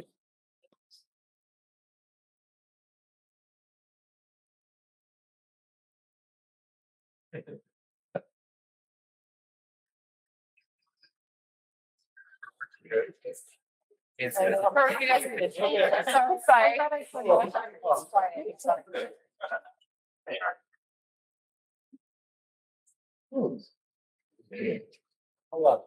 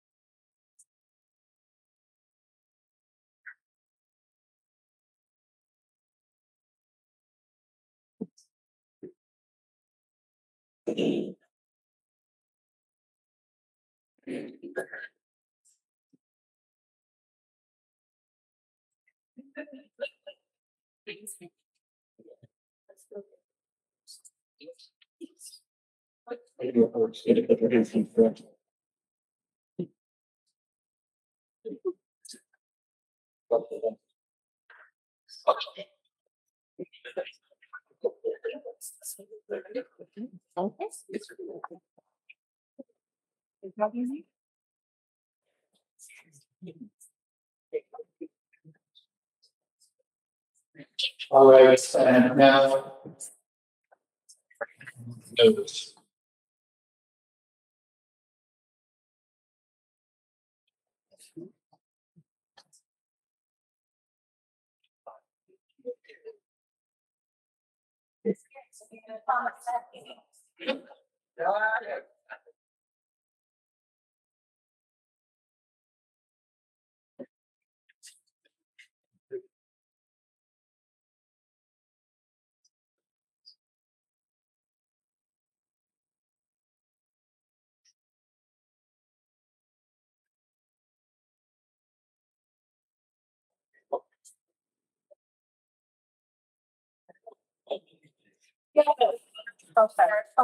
I'm so sorry. You're all set. I'm set.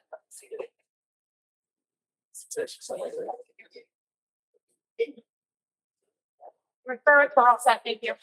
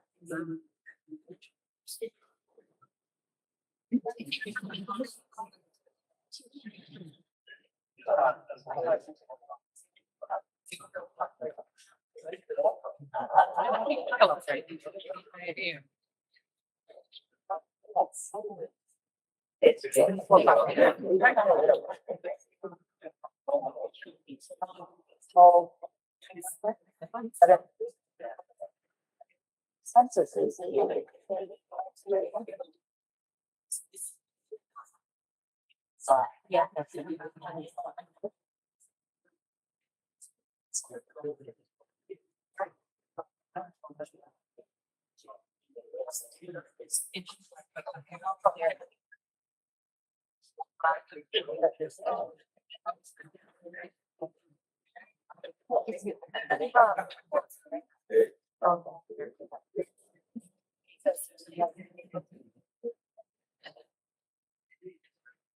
So, we did not get 2/3 majority.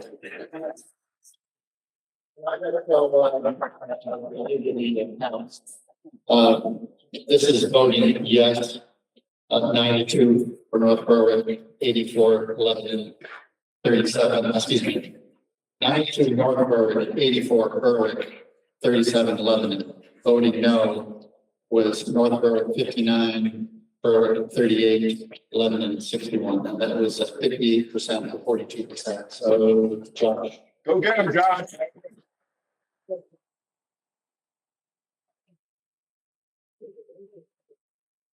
Appreciate it. It's just particularly a little disingenuous to say that this is all about nursing. You know, as we look at that article, it's like 639,000 or so in nursing, where the budget is somewhere around 5.7 million. So I just think that's a little disingenuous. I'm wondering if we are overspending by a lot in special education, and I know that has passed. We are definitely overspending in student and staff support. And so I'm going to make another motion, and my motion is I move to amend Article 5 by reducing the total appropriation by 600,000. Reducing it half, resulting in a revised total authorization of 5.1, so 5,119,493, and I'm hoping that this body will allow that. Thank you. Second. We have a motion on the floor, and it's been seconded. And the motion was to reduce the school board recommendation by $600,000 to a number of $5,119,493. Article 5. Can we clarify that any further discussion is about the amendment? We'll have discussion on the amendment. So, Ian, do you have a question? I'd just like to point out that And can you give us a name? Siobhan Malin in North Berwick. I would just like to point out that a large portion of this section of the budget was proposed by Josh Taylor for the literacy program. So I just want to make sure that that's clear to everyone here. Thank you.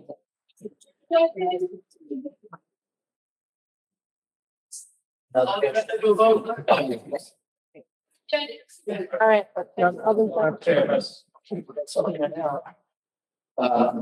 I heard a motion to call the vote over here. Can I ask the gentleman to have this question? The chair raised her hand first. So, I just want to. Like the policy.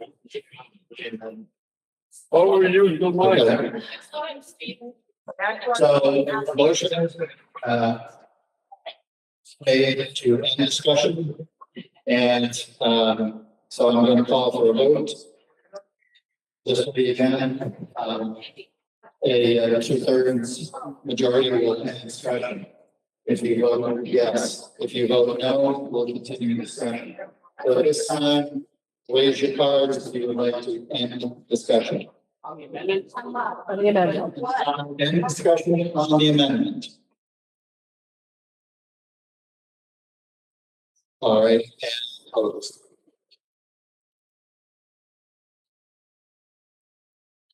So that's like 2/3 majority. All right, so we're gonna end the discussion on the amendment. So we're gonna need to, because we've been in discussion, we're gonna have the vote. Yes, point of order. Not going to amend an amendment. The prior amendment is passed. So that took us back to, Amendment on the floor with $600,000 reduction of the original. Thank you. correct, yes. So the question was, are we amending an amendment? We are not, because the prior amendment did pass. So this is second amendment, and we're voting right now. If you vote yes, we're going to amend Article 5 by reducing it $600,000 to a total of $5,119,493. So we're just voting on amending the article. Right? So all in favor?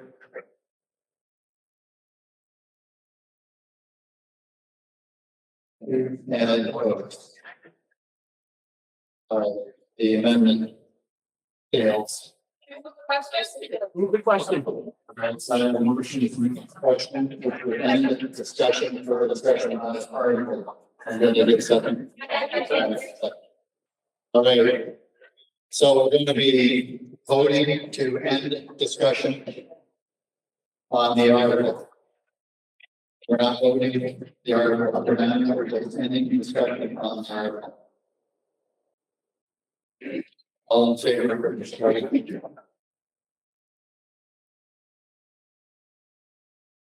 Thank you, and opposed. All right, so that is discussion. I'm going to call for vote. And so they're all clear on what we're voting on. To see what sum the district will be authorized to expend for student and staff support. School board recommends $5,719,493. So there are no amendments for voting on the straight up vote. All in favor?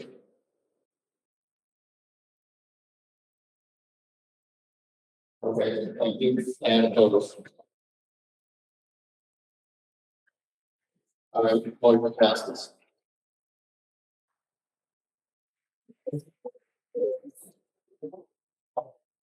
All right, moving on to article number 6. To see what's allowed the district to be authorized to spend for system investigation. School board recommends $1,647,798. School board recommendation. With motion is made to move. The school board recommendation has been seconded. Discussion.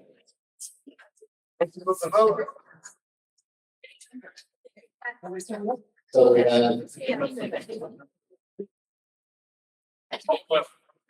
a question has been called. Second. We're gonna vote now to end discussion. So if you vote yes, it will end discussion. If you vote no, discussion will continue, and if we need, then we'll go from there. All right, all in favor of ending discussion? And opposed?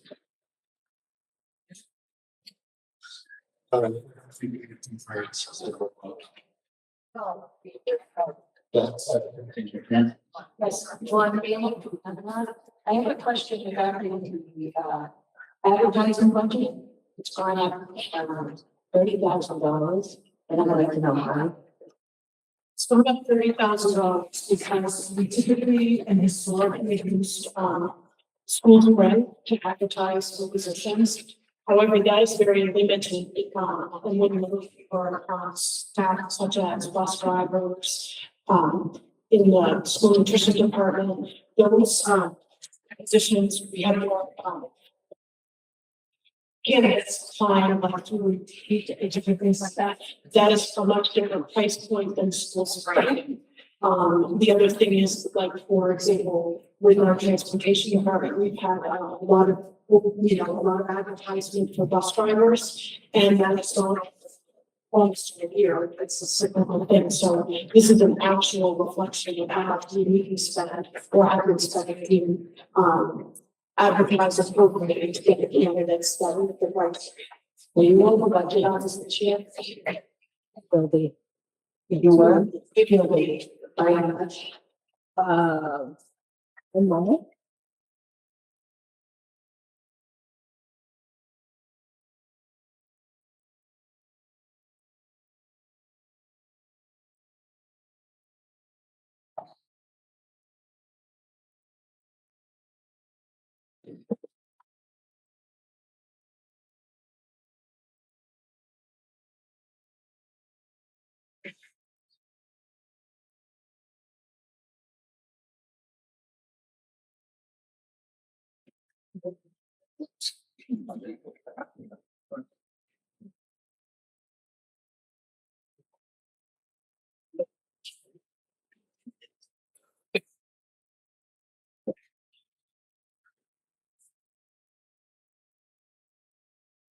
This year, probably somewhere around $60,000 overspent.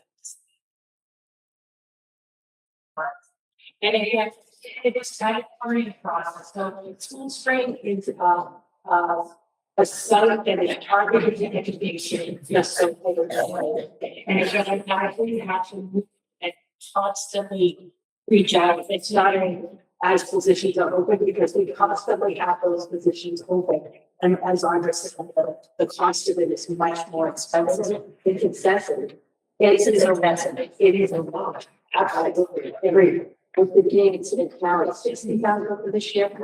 And having found better results, we've done same fact, better results. And we also learned to manage how the advertising it a little bit. So again, because it was a new platform, we were using it lots. Now it's targeted.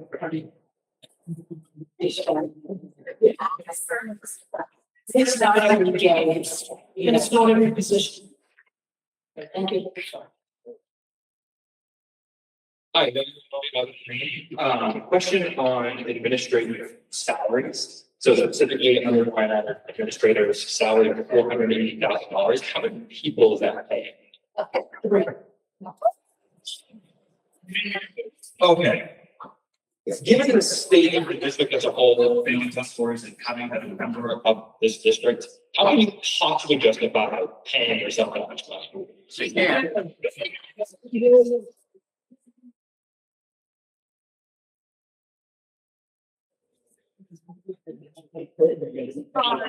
just being serious. Step down. Where you are being paid based on performance, it's how you can just. Conversations such as test scores, there's information out there about test scores that are not 100% accurate.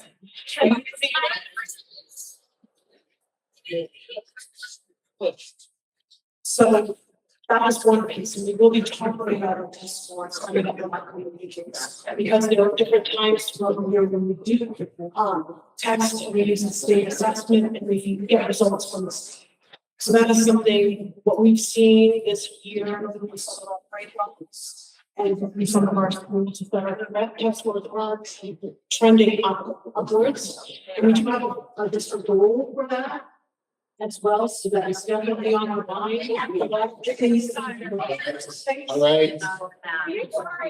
A lot of things that we put into places to address student learning and supports that I can manage that. Thank you. Yes. In other words, they want to be paid for failure. Okay. Students are trying to make it more special, please.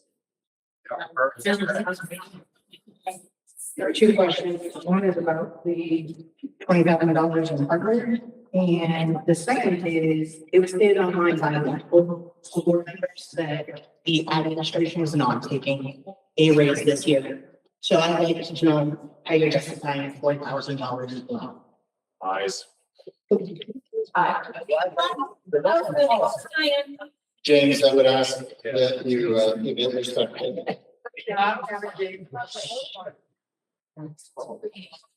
The answer is there are 3 people in that category. the superintendent, the assistant superintendent, the business. So the system of residency, excuse me. The assistant superintendent and the superintendent are taking a 0% increase. I'm taking a 3%. The $20,000 you asked about are for our computers for the same time. I would like to make an amendment to decrease it by 23,930. You can back up a second so I can make sure I get this, yeah. Just say it's the comment. I'd like to make an amendment to decrease this budget by $23,939. $23,939. Yes, sir.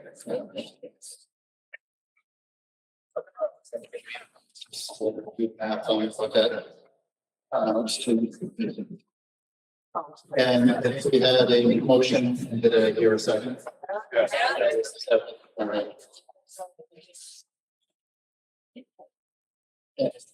Give me the number of minutes.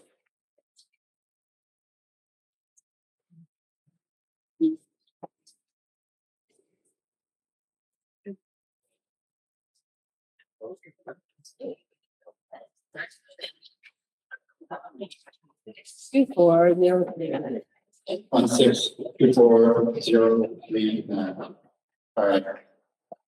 All right, so the motion on the table is to reduce the school board recommendation by $23,939 to $1.624039 million. And we have a motion and a second. And are you, ready to vote? Yes. Okay. My name is Gavin Blood. I'm a resident of Lebanon. And I was just wondering if the stipends in this article relate to the Ryan Home projects. no, maybe not. Maybe not. What article would that be in? The Ryan Home Project accepts no funds from this district regarding staff, students, anything. That's not in the school budget? I feel like that's, I've been told otherwise. I believe you have told otherwise, but it is not accurate. Okay, so then. This is a different time. If anybody wants to talk to me about the Ryan Hill project, It's a scam. I would. It'd be great. I do. Excuse me. Excuse me. I'm speaking. No, I think you're done speaking because now you're reading. All right. Next. This is part of my, because now I pay taxes, I'm 18, and if I have to pay for this project that does not work. Oh. And, another one thing going forward, just on the administrative salaries, on that, CNBC estimates that in our area to raise a family, it costs about $225,000 a year. That's just salary, not including benefits. And so in my estimation, the top salaries for our district should be at least that amount.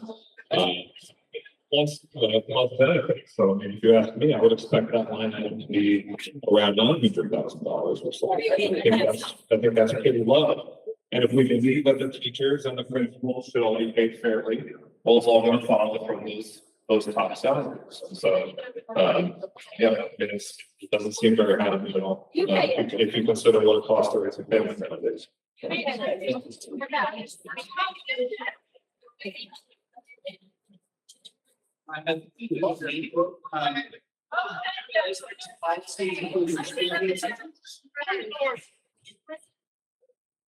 It's a point of information question. Do the school district's policies on public input also apply to this session? Point of order. That's a good question. Yeah, wait, ask your expensive lawyer. Ask the question again, please. Do the school district's policies on public input and discourse apply to this assembly? So it's not like, no, it's not a school board meeting. Okay, thank you. Question has been called. So let us keep going again.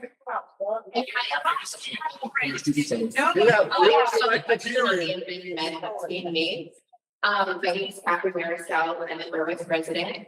I just want to know the 23,000, et cetera, that's on the amendment. She had asked about what the 20,000 was for the hardware, and I don't believe you got an answer. The hardware is for replacement of computers in the central office to run the finance and HR portion of the district. Thank you so much. If somebody would like to call a question, please come up tonight. The amendment. Second. So we have, So when they call, if they don't have to come to the mic, when someone over here calls it, just ignore it. so we had, question, question, executive. Yes, and we're gonna be voting on the amendment, which is to reduce the board recommendation by $23,939 to a total of $1.624039 million. If, so if you vote yes, then you're voting in favor of the amendment. If you vote no, then you're voting to fail. We need to call on the vote to call the amendment. We can order. Literally, That's what we're doing. That is what he said. That's what it is. So we're gonna vote. If you vote yes, we're voting in favor of the. Yes, we're Ending following the discussion, amendment. voting to end discussion. So you move the. the amendment. We're gonna vote on the amendment first. Correct. We're gonna vote to end discussion. Yeah, so you want to end discussion. Okay, so we're voting on ending discussion. So if you vote yes, hold on, you're voting to end discussion. If you vote no, we'll continue discussion. So in favor of ending discussion. And no. Discussion is ended on the amendment. At this time, we're going to vote the amendment. If you vote yes, you're voting to reduce the adjust the article and reduce the amount by $23,939. And that will result in $1.624039 as the amount of Article 6. So those in favor of the amendment, vote yes now. Then again. Those in favor of voting yes on the amendment, amending the article, vote yes. Vote now. And opposed. We have motion today. And after the discussion on Article 6, any more discussion?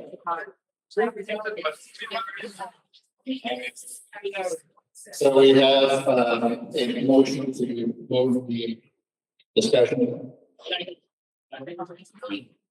So we're going to vote now. If you vote yes, we're going to end the discussion on Article number 6.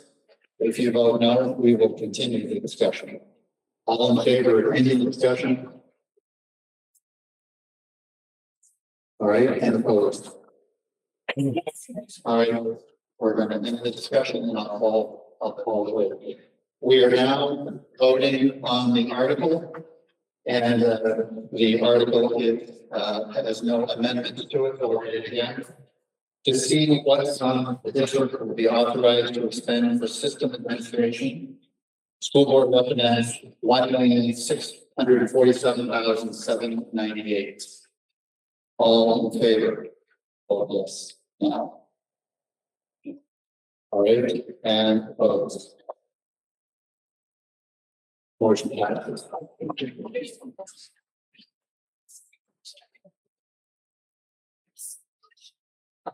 All right, article number 8.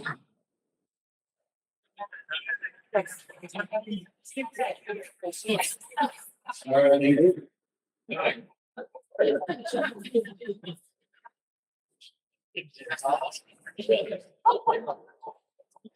7.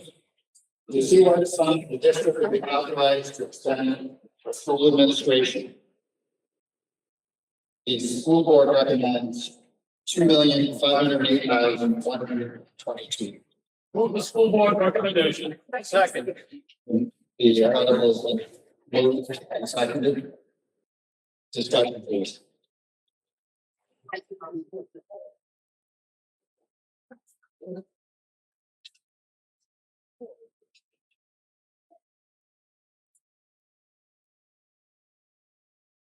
The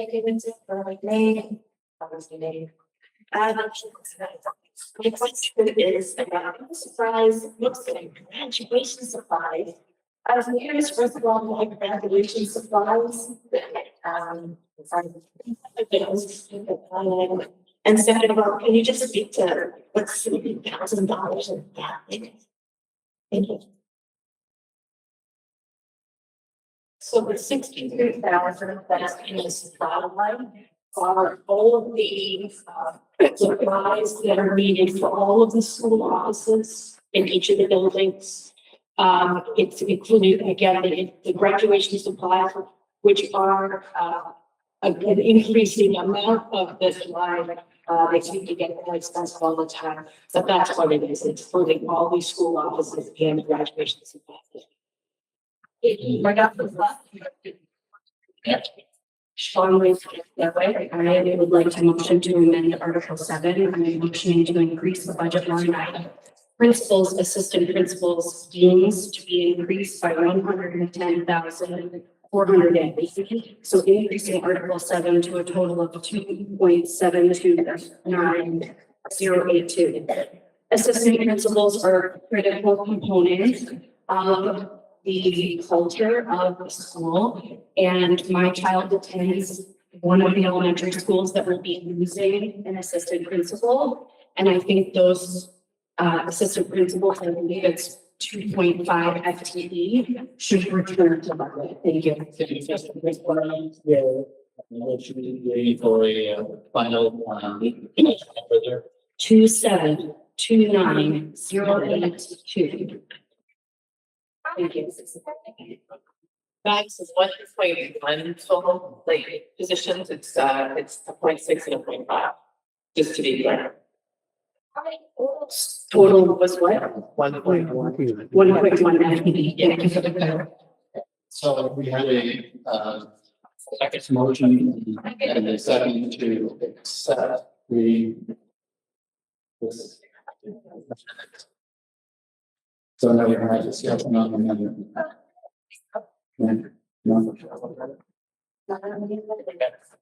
Hey, Jonathan Harrington, Berwick, Maine. I was actually curious about the rationale of cutting those roles in the first place. And what's the way I do that?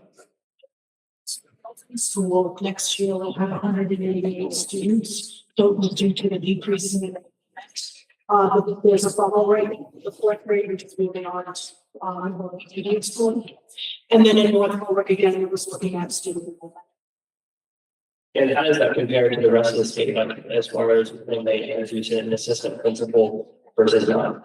It varies, building different part districts, some districts have, the positions in at the elementary level, some don't start until middle school, so it really depends on the community and the resources in the community. Thank you.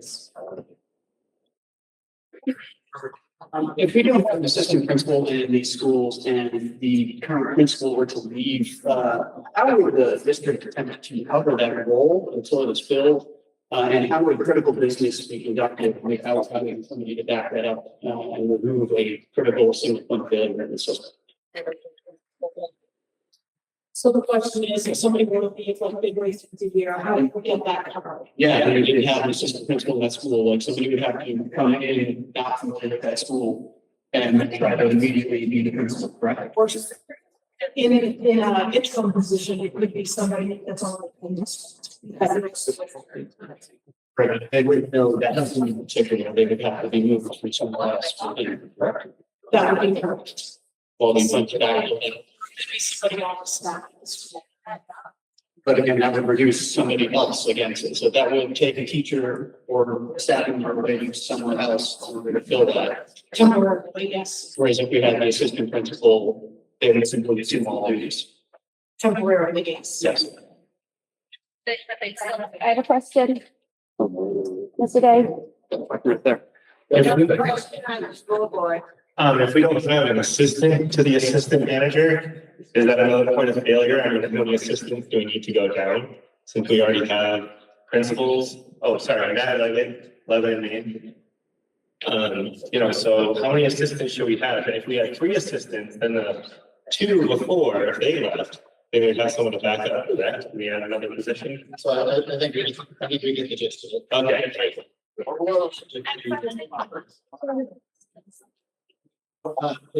Response to that question.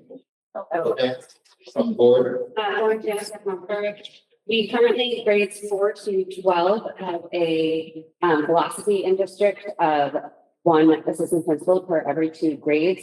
NMHS has a principal, or an assistant principal for 7th and 8th grade, 1 for 9th and 10th, 1 for 11th and 12th. NIS also has 2 grades. There's 1 assistant principal. Knowlton is 1 grade. So what is the philosophy of not maintaining that? And then it would be the half-time assistant principal and instead just completely getting rid of that. Again, I know to going through the budget development process. Call the question. So we have a call the question, we're here a second. All right, we will, vote on ending discussion. If you vote yes, then discussion will end, and that, you're voting yes to end discussion. If you vote no, you're voting to allow discussion to continue. All right, all in favor of ending discussion?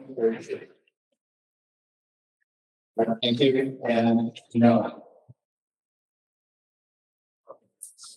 Discussion. That ends discussion on the amendment. So at this time, I'm going to call for a vote on the amendment.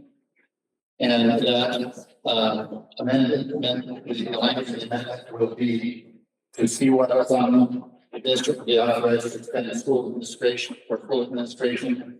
And it will be for an amount of $2,729,082. That's a reduction of $110,400. If we didn't vote on it, did we vote on the motion for that? That's what we're. Okay. Yeah, so it's an increase of $110,400, thanks for giving me that. That is a total of $2,729,082. So we're gonna, if we vote yes, that will be the language, the article will be updated, amended to those amendments. If you vote no, the amendment will fail. So all in favor?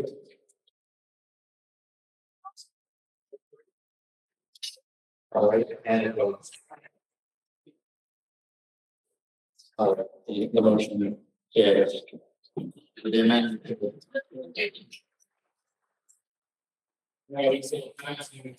Discussion on Article 7, development amendment.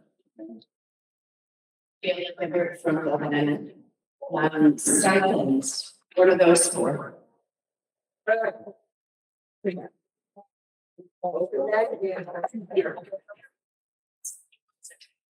It's gonna look at. And while you're looking, you can tell me what graduation supplies. I mean, like what kind of supplies you're getting for graduation? Is it just the diplomas? Is it pieces that they come in? Is it? So we're gonna ask the whole middle high school principal, AJ Dufour, to speak to this. How about someday?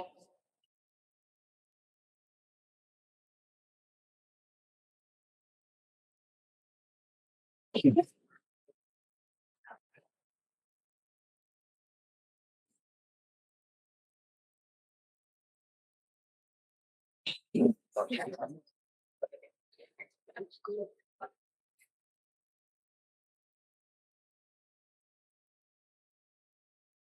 AJ Buford, principal at Northwood High School. So those expenses, and so a lot of them aren't necessarily, tangible items. So for example, the cost of police and rescue for that event, is almost $5,000. We are putting on, it's almost 3,000 people that typically attend graduation. It does include items like diplomas and covers. The diploma and covers, typically we have 200 to 230 graduates depending on the year. And those are about $10 to $15 a piece. So that's another 3,500. You have the regalia, the staff robes. We do have to rent chairs for the event, and the cost of chairs is over $3,000.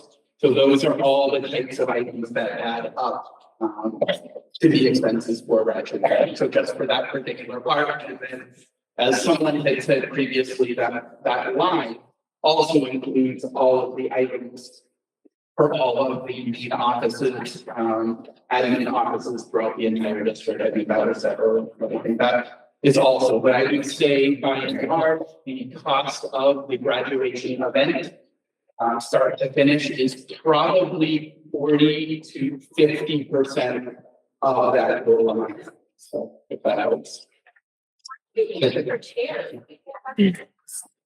All right.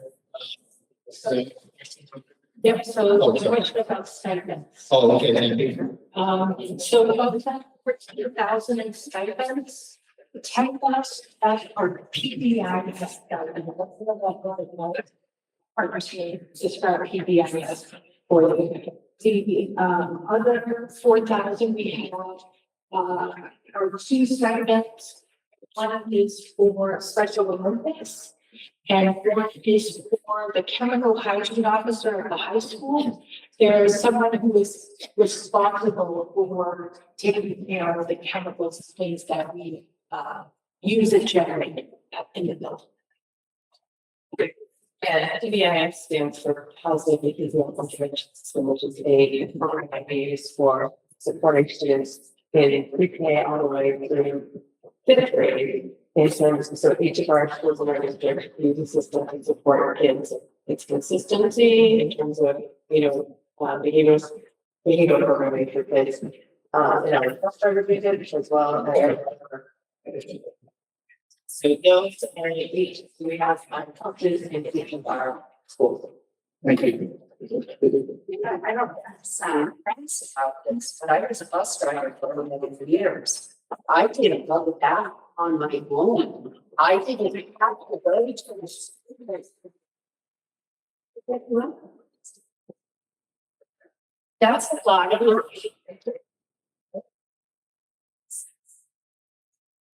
Okay. Okay, any more questions? Second. Question been moved and seconded. We will have a vote on ending discussion of the question. If you vote yes, we will end discussion. If you vote no, discussion will. We're going to know to allow the discussion to be continued. All in favor of ending discussion? Okay, and no. I think I'll make that. All right, discussion is ended. All right, we're going to vote on Article 7. I'll read the article as it currently stands, which is unamended now. To see what sum the district will be authorized to expend for school administration. And the amount is the school board recommendation of $2,508,122. And I'm gonna have to all vote now, so if you vote yes, you're voting in support of the article.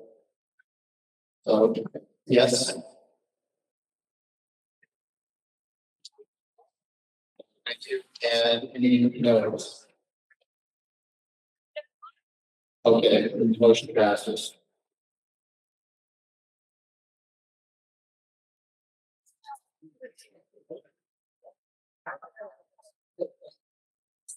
All right. See what some the district will authorize, be authorized to spend for transportation and buses. School board recommended $4,262,644. Yes, sir. Yes, thank you. We have a motion and a second and discussion. I'd like to make an amendment to, oh, sorry, I got two legged, that I made. I'm looking at a move to amend the article. Go ahead. I move to amend Article 8 by increasing the total appropriation by 300,000, with said funds to be specifically allocated to bus driver budget line. This increase is intended to facilitate the renegotiation of driver contracts to establish a pay scale between $30 and $35 an hour versus the 23 to 28 we currently have, resulting in a revised total authorization for Article 8 of $4,562,644. Currently, our district is competing for drivers against local private sectors and neighboring municipalities. The market rate for Class B drivers in our area is between 30 and 35 an hour. If we don't meet this scale, we'll continue to face vacancies and route cancellations. The 300,000 is not a blank check for transportation. It's targeted for bus driver line and item to ensure our staff is paid a living competitive wage. Thank you. Second.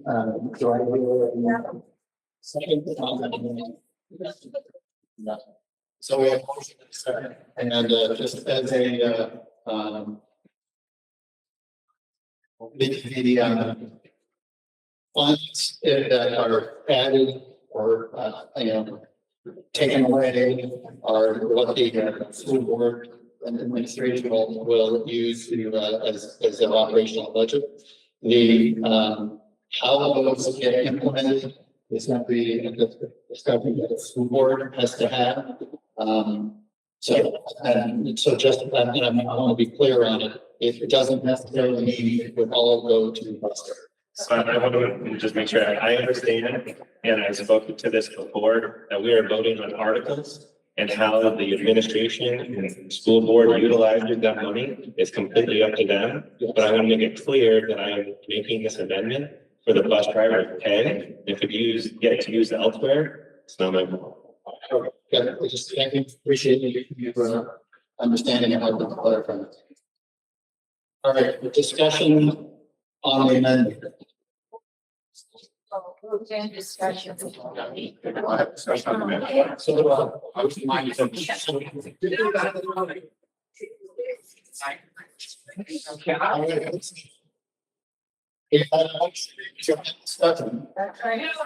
No, we're all thinking here, right?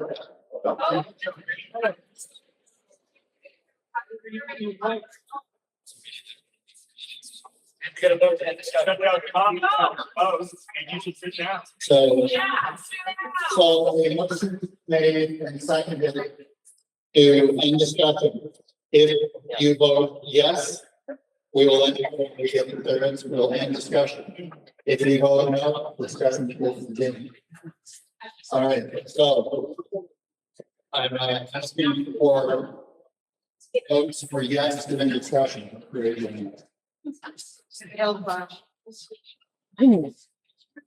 All right, and do I hear, if I see no, I'm gonna end discussion. All right, there's no further discussion on the amendment. I'm going to ask for a vote to approve the amendment. Oh, that has to be motion. So the motion has already been made.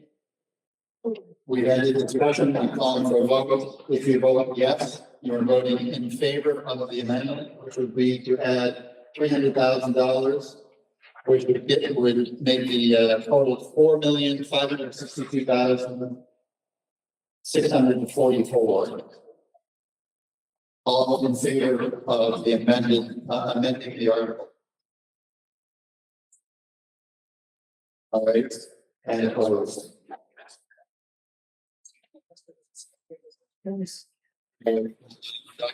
That's 2/3 away, so going to have, we're going to do a vote again, and That would be two-thirds, majority.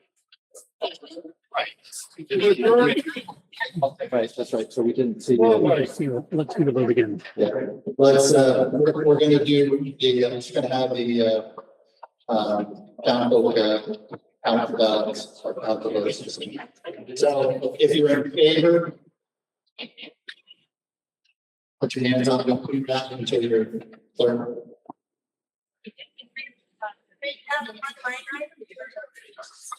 Just to clarify, in favor of increasing.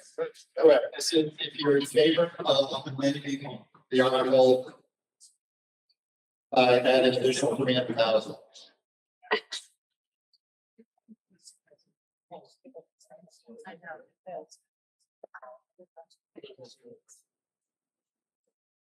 Yes.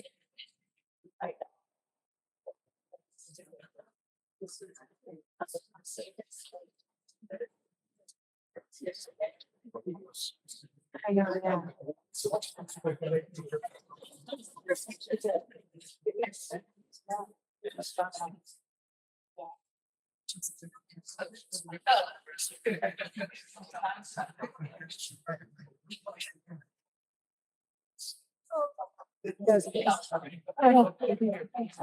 Get the board. Good. You good. Oh, sorry. Oh, wait, but yes, thank you.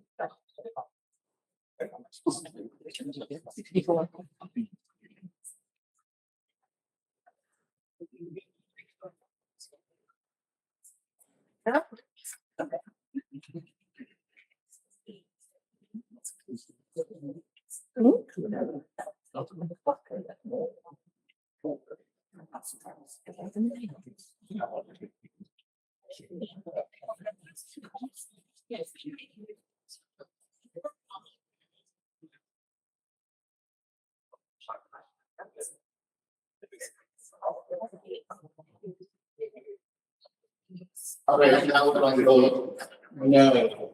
On the amendment.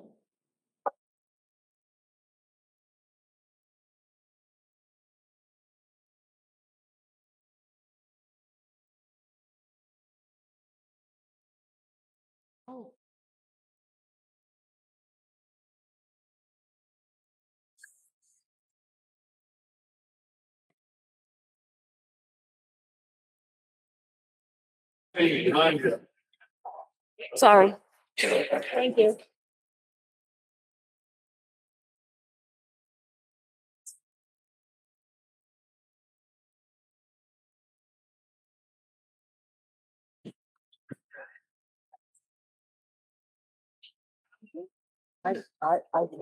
Oh. I have a, oh, no.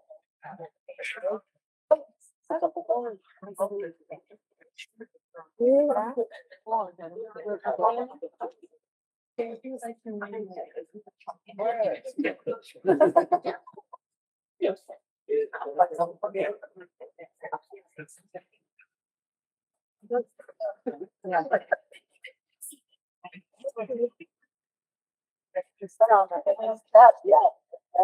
I hope it's not all time. It's so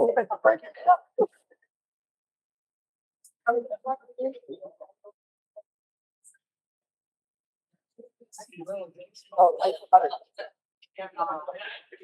That's dogs from somebody else.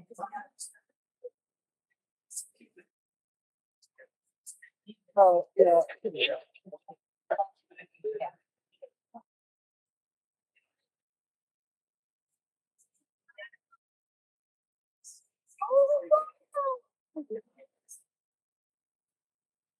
Okay,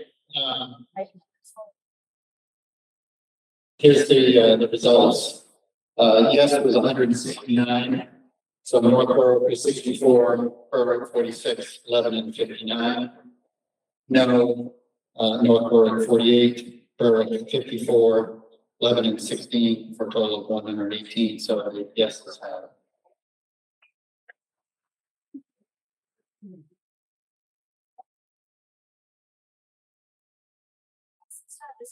Right. So, Article 8 has been amended to See what some of the district will be authorized to expand transportation of buses. It's been an increase by $300,000 to $4,563,644. And discussion. Jeremy has one further. My question in regards to the bus leases, the new proposed fiscal year 27 bus lease. Traditionally, it appears as though bus leases have been from about 20 to 30,000 a year. Trying to understand the basis for this much longer, for this lease, if it's a longer duration or it's for something special about these vehicles. Okay, so in this lease, the bus leases and the vehicle leases are spread over 5 years.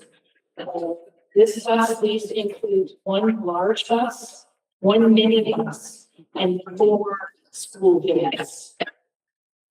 So normally, if you look at the prior ones, that were largely buses and mini buses. This year we have added some school vans to that financing.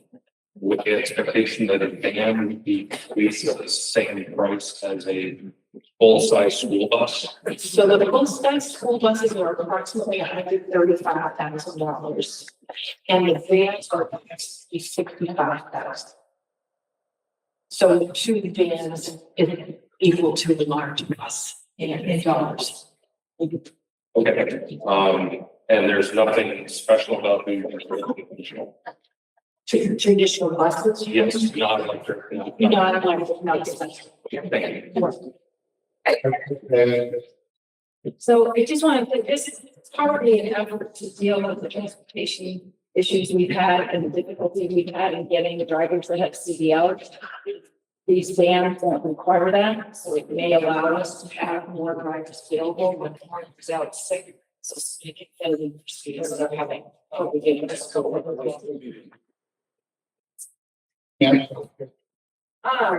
Yeah, I can show you this in there's 2 lines I have to ask about where there's decreases. So overtime wages, it looks like we're cutting back on, and then also the diesel and gasoline.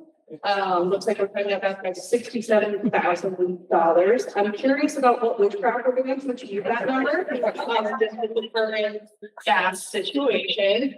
And I'm also curious about why we're reducing overtime for bus drivers when we are having so many transportation issues. I know I personally have had numerous days this year where I had to leave work early because, oh, surprise, your bus isn't going. And, obviously I'm not the only person on that bus or only person with kids on that bus. So I'm curious about why we're reducing overtime hours when we're not able to bus children to school as it. So overtime doesn't affect how many drivers you have, by a number of drivers. And then overtime is related directly to how we've been spending it. So last year's amount was higher, and we think that there were a few lower overtime costs. And with respect to what's the other number last? Gas prices? Yeah. So what we usually do, we cannot lock in gas prices because we don't use enough diesel and gas anymore. And we set this budget prior to so we're hoping again that by the time we hit school busing next fall, that the prices have moderated. What's going to be the game plan if they don't? We will have to find savings elsewhere. Okay. Okay, Judy, are you 11? I realize that transportation has been a very difficult issue, especially this past year. My question is, while I realize it's slightly more expensive to outsource this to dedicated bus drivers, paying a small amount more for reliable transportation seems like to me like it would be a good investment. My question is, why are we not doing that?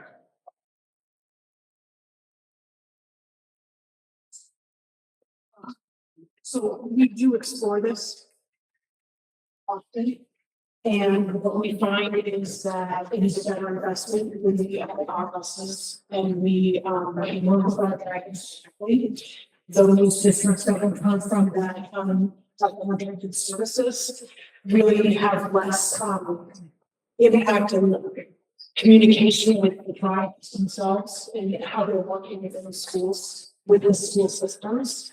And they are also, those contracted drive companies are also having issues hiring and keeping staff. So, I don't know if you want to have more story. We look at it probably every 2 or 3 years, just for this reason, Mr. Dupree, and it's really, the reality of it is when you, cost to have one, it has not been beneficial to the area schools that have been utilizing the services. And then the other piece that I think that's important is that all of our, many of our drivers are residents of our district. They're very supportive of our schools and our students, and they are, loyal and we support. So what I'm hearing is, I'm actually excited to finally hear you expressing some financial concern. But what I'm hearing is that the real issue is it doesn't matter if you can provide a service as long as people feel good. I think that's The issue I'm bringing up is for a small increase in cost, we could have reliable service. So I don't know that we actually could have reliable service, but we compare and talk with other superintendents who do not have their own fleets. They do not have the experience that you are saying that it's reliable every single day. It is just not the case. So, and I'm happy to share that information with you and superintendent speak to it. I would suggest you look at schools that actually use decent commercial bus companies. They make this a day occasionally. It is extremely rare, and it is certainly nowhere near the failure rate that we have. But it's like 4 times the cost. Yes, No, she like it from that.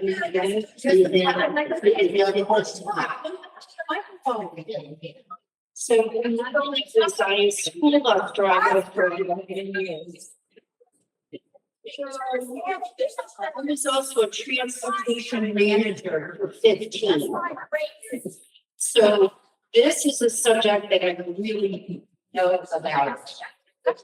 Contracting to STA, First Student, any of those big companies, they have a greater resource of drivers because they can get drivers to come from other states.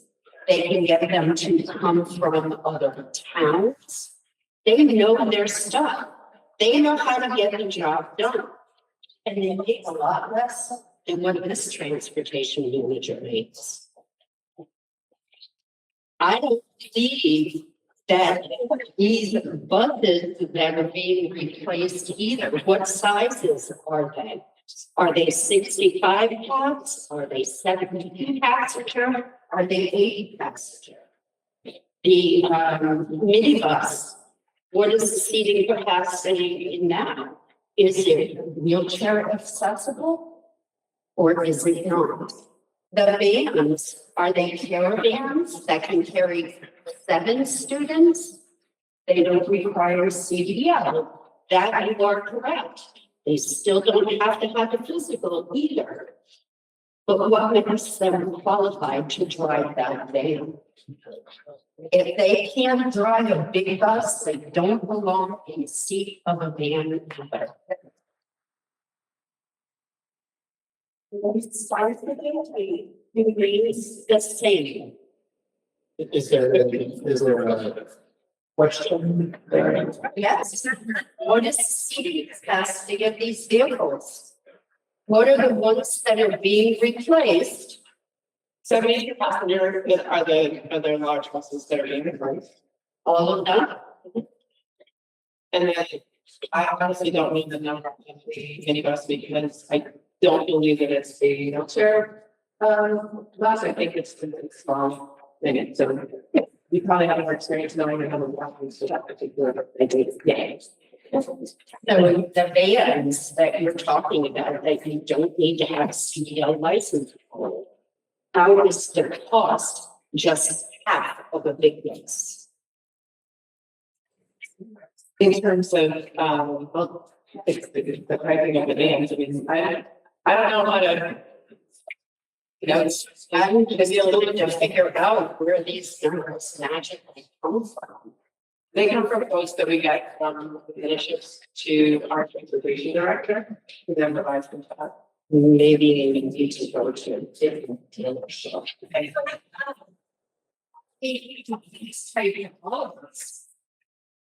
And you're asking for a significant increase right across the board. I'm sorry, I'm 66 years old. I don't get this much of an increase in my social security. What about the rest of it?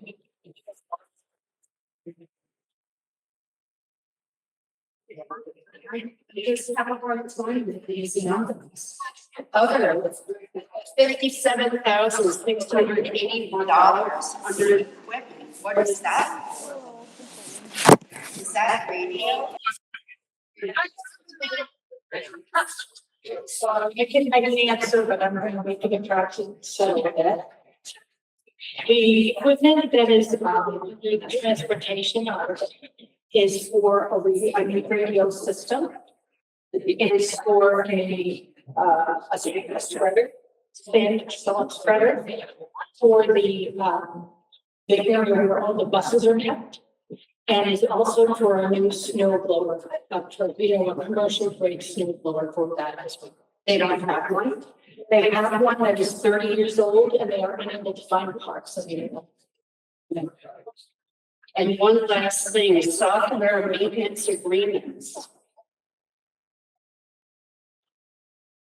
If it has to do with the routing software that the client people are helping the same way. For the bus to arrive for their child. Is that what that's for, or is that for the radio? So double dipping. So there's no double dipping, just so that's clear. We do have a cost for the physical radios and the equipment. We additionally have the software that they run, which is it's under that contracted service. That's the $19,800 increase under contracted service. Could you just tell me what service that is? Is it other situations? Oh, no. 1 second, my computer's sleeping.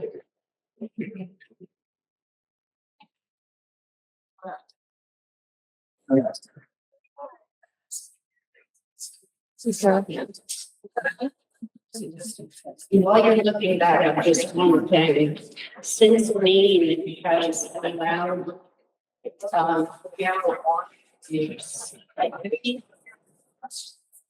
Is there a question? there is. Does that mean that the district allows the bus drivers to use marijuana to a higher standard and say it's not allowed? Insurance testing is done correct. And they're still working on it. Yeah, I'm just,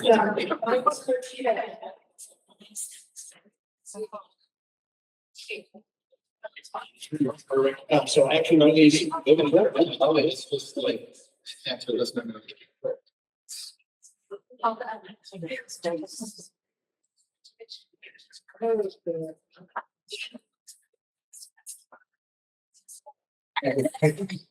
okay, so the software that's included in that 65,601 number includes a transmission program, right, which has to deal with transporting students and the communication. Something called Bendix, which is for AES and air brakes on command. Cummins Insight, which has to do with the engines, verdicts, and something called PSI engine diagnostic software. Thank you.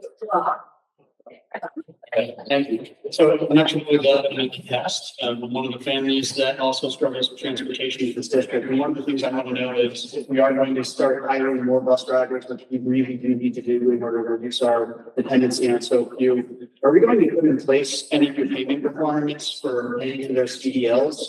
So that way, if they get a CDL on the back of our district, that if they leave that position within some number of years, if they have a phased repayment requirement for that, written into their contract.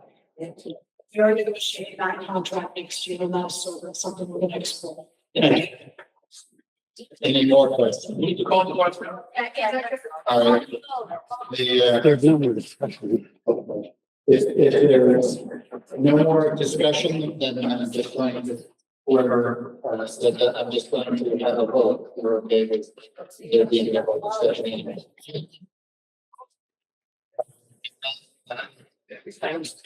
Okay. All right. So I'm going to call for a vote. The on the amended article. The article on the revision to see what some of the district be authorized to expend the transportation of buses.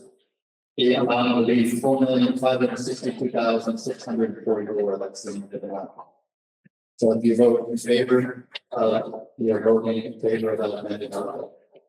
All in favor? Okay, and opposed. Motion passes.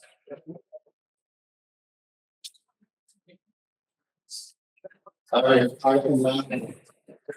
To see what some addition will be authorized to expend for facilities maintenance. The school board recommended $7,275,205. School board recommendation. Motion. And is the motion to move to board recommendations to be discussed?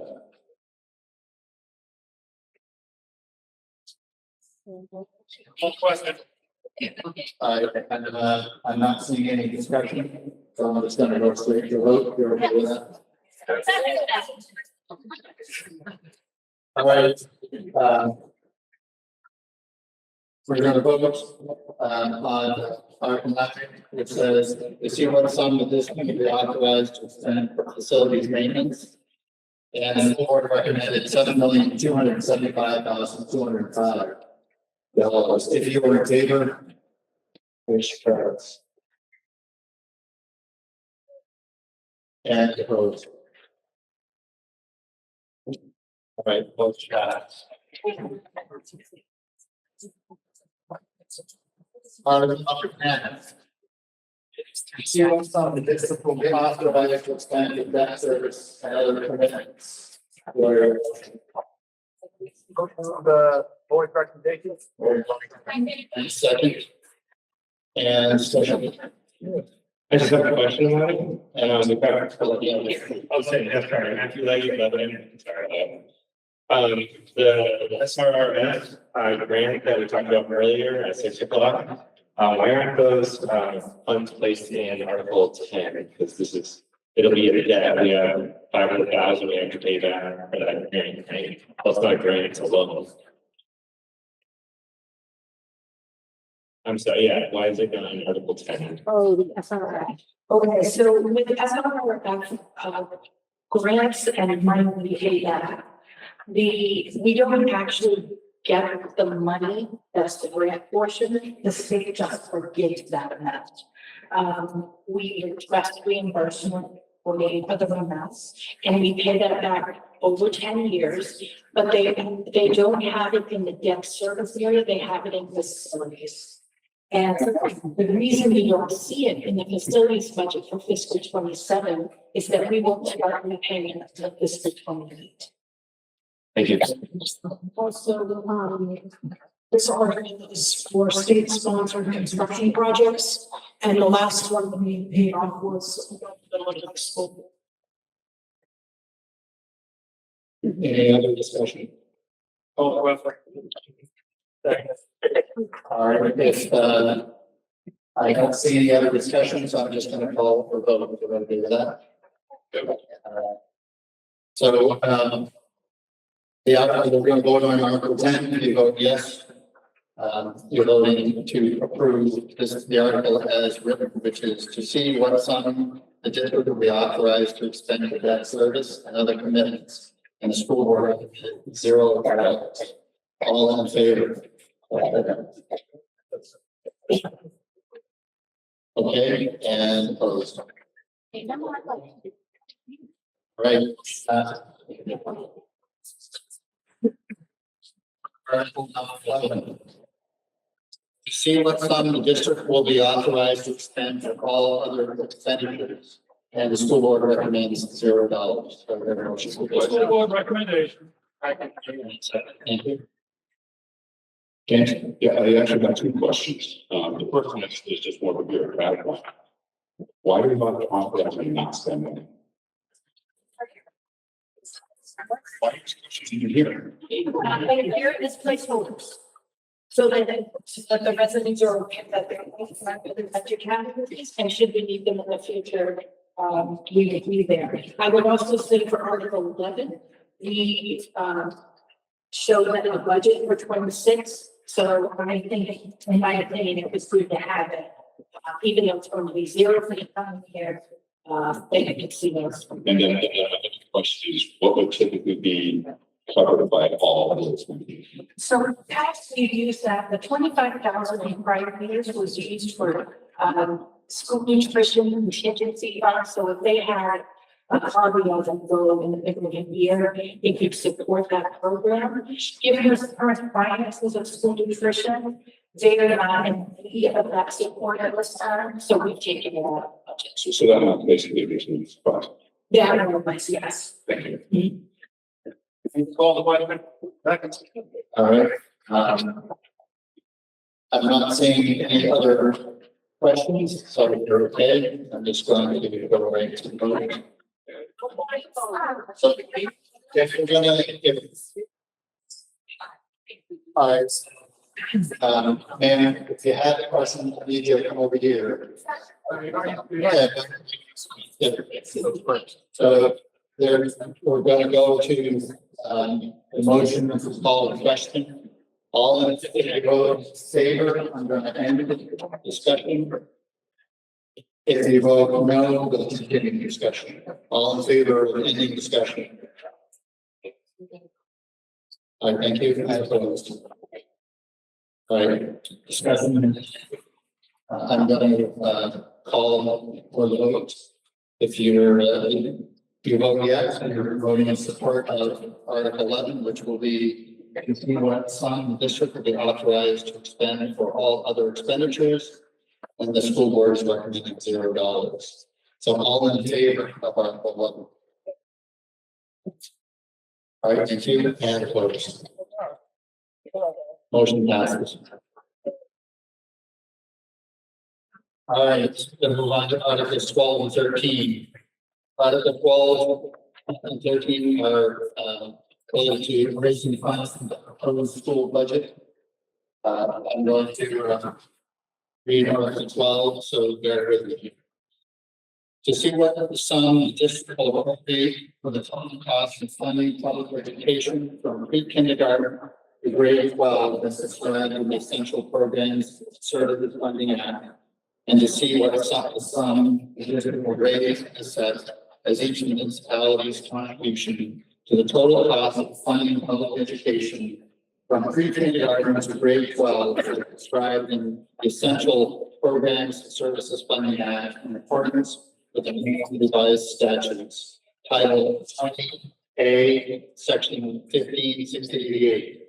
The recommended amounts set forth below are total appropriated by a municipality, town of Berwick, $17,051,549. Town of Lebanon, $13,560,366. Town of North Berwick, $9,424,594. The total appropriated sum is $40,036,509. Total raise and district assessments by municipality. Town of Berwick, $6,962,797. Town of Lebanon, $592,658. Town of North Berwick, $5,121,016. Total raise, municipalities, 17,017,600,000. $676,471. As an explanation, the district's contribution to the total cost of funding public education from pre-kindergarten to grade 12, as described in the Essential Programs and Services Funding Act, is the amount of money determined by the state law to be the minimum amount the district must raise and assess in order to receive the full amount of state dollars. And this, the above appropriations are determined in accordance with the Maine Revised Statutes, Title 20-A, Section 15-688-1. The amounts to be raised reflect the cost sharing formula under private and special law 1967, Chapter 67, in accordance with the Maine Revised Statutes, Title 20-A, Section 1481-A. Move the school board recommendation. Second. Thank you. Discussion, please. Yeah, just one question, this is a clarification. Changing to Lebanon. My understanding, we could discuss some of the essential services from before. My question is, since we had modified Article 8 to increase it, would that increase the total appropriation here, or is this completely separate? This is just the education piece. So Article 12 is the required portion. So if that one is saying, the state is saying, you have to raise X dollars and contribute X dollars, and we'll contribute these amounts. Articles 13 and 14 would need to be increased for the 300,000 of the average kids education. Any other discussion?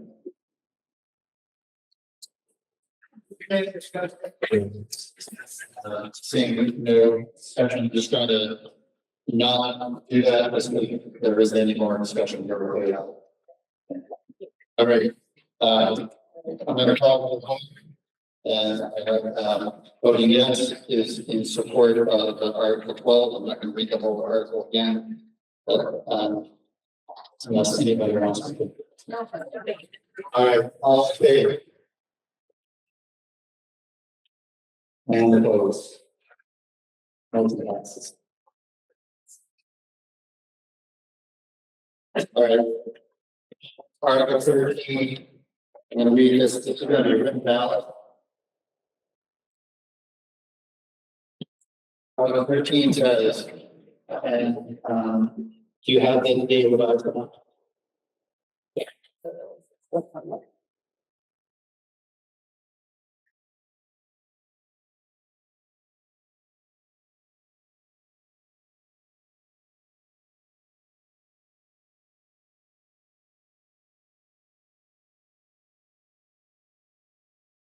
We're just waiting on the number needs to be revised up by the 300,000.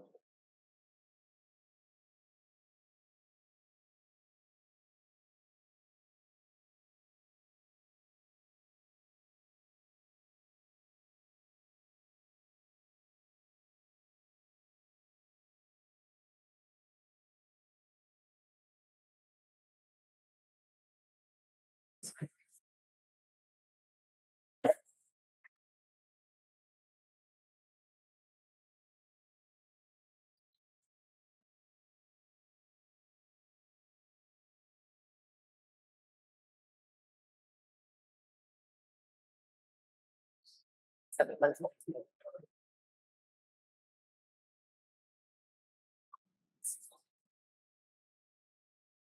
want a breakfast in the morning? We can lower to breakfast. So need that. Oh no, it works. By the time we get out.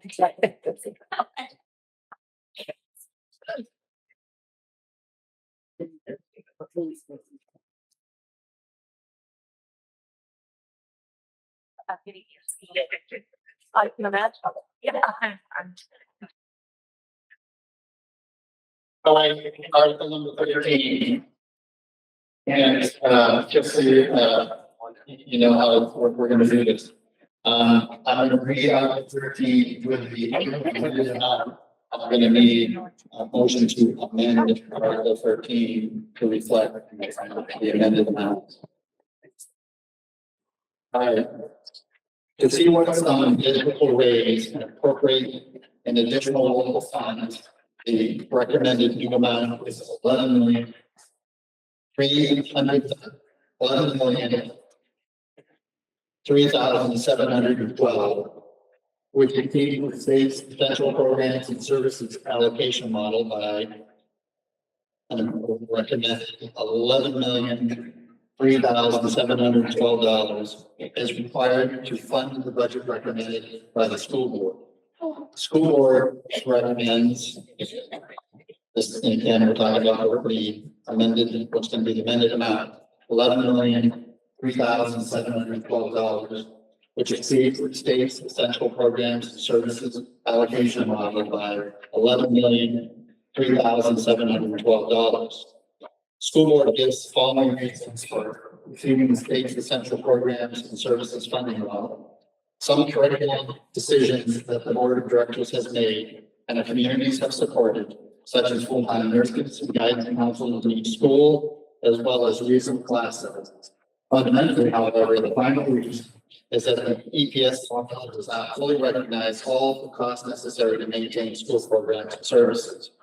As an explanation, the additional local funds are those locally raised funds over and above the district's local contribution to the total outlay funding public education from pre-kindergarten to grade 12, as described in the Essential Programs and Services Funding Act, and local amounts raised for the annual payment on non-state funded debt service that will help achieve the district budget for educational programs. So, The amended article as recommended by the board.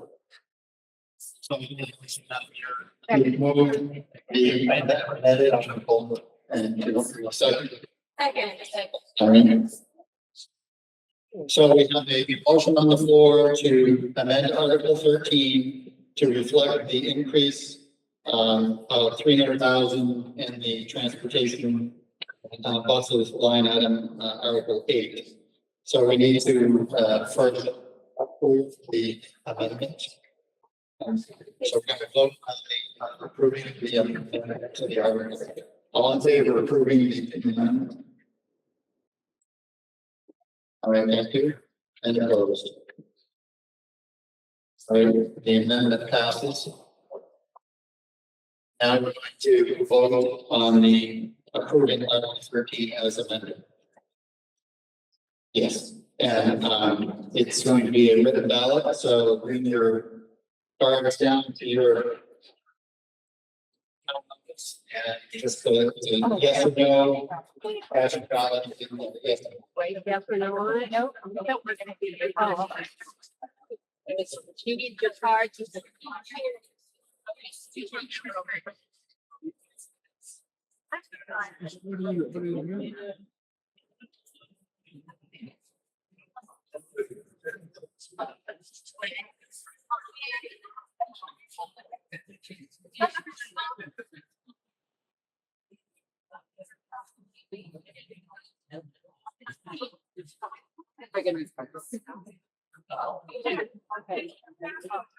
There you go.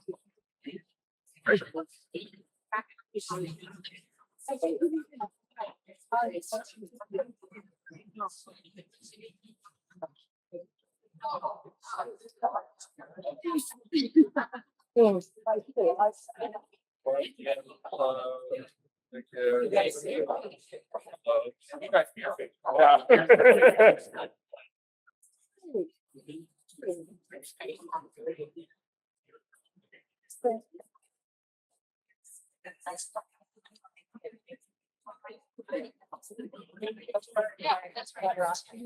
Yeah. Oh, no, I don't know. Yeah.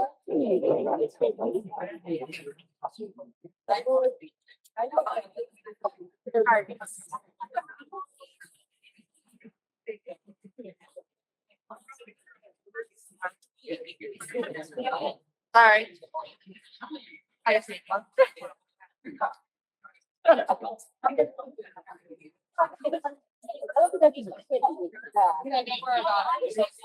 No worries.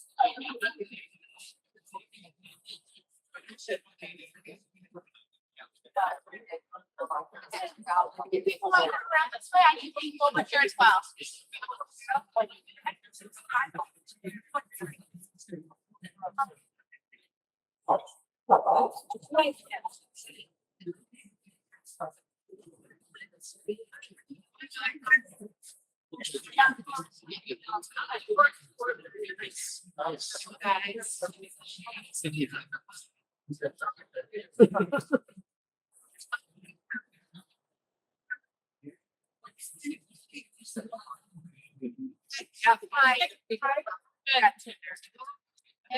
And the touch. Yep. I'm not peeking, I'm not peeking.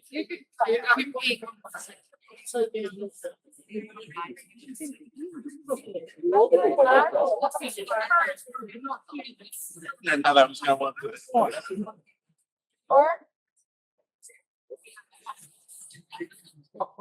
Oh, okay. Yeah. Okay, so I keep this. Yeah. This is your. This is. I got you. I'm smiling, but I'm just thinking about it.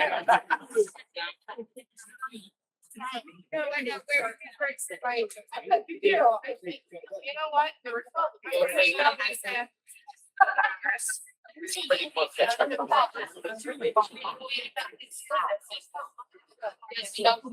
No, it's tight quarters.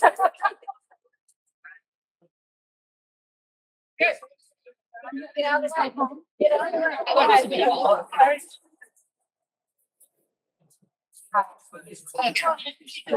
Hey, my friend.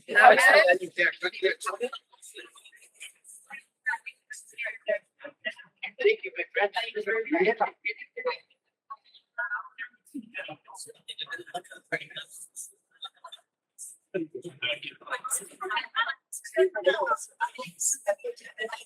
Now I get it. Got it. Now I get it. Take this, of course. Yeah.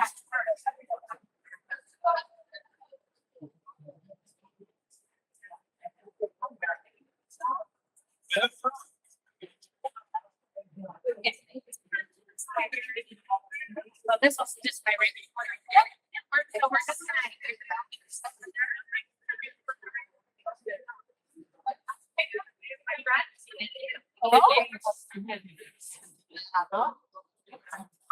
Yeah, I just feel very proud. Girl. Yeah. Yes, I think she is.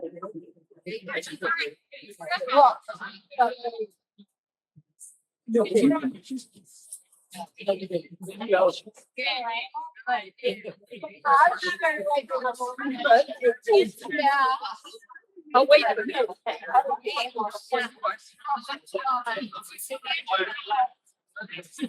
Oh, I don't know.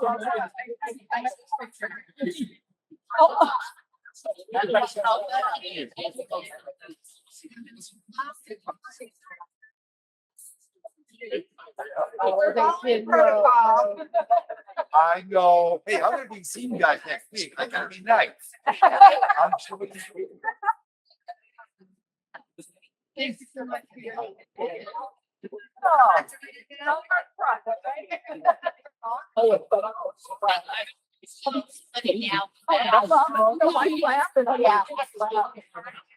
Anyway.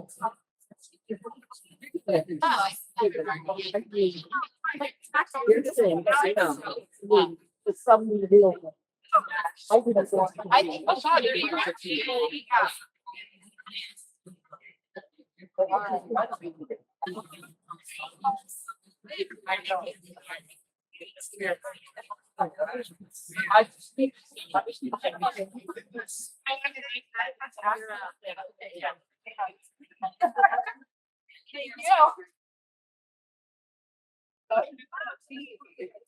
I can take some photos over here.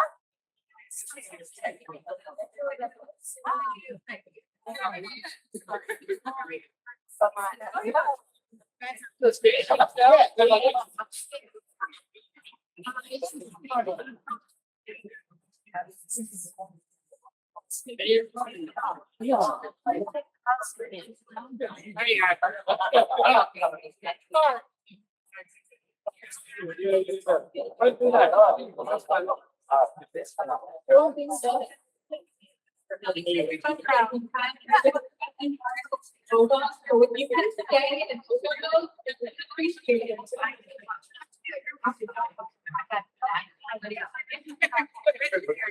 Yeah, right.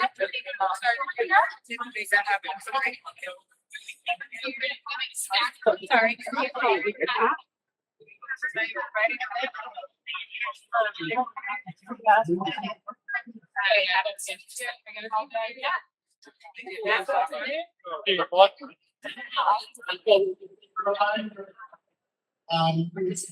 Once we go program, 15, we still have 14, 15, 16, 17 to go down.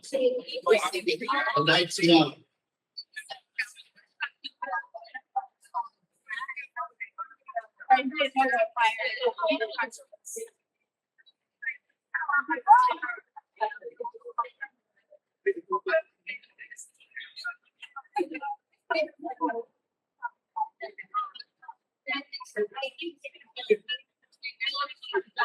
So folks, have us here that don't leave when you start voting.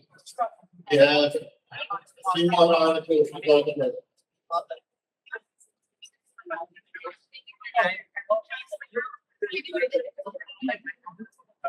No, figure it out. That's fine.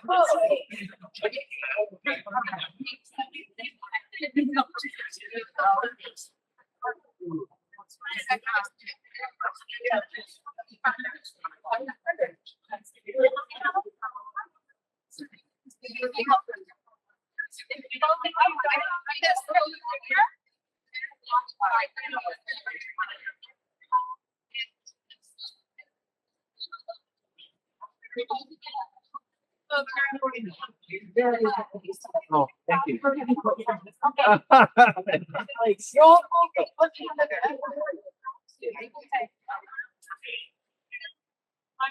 Very good.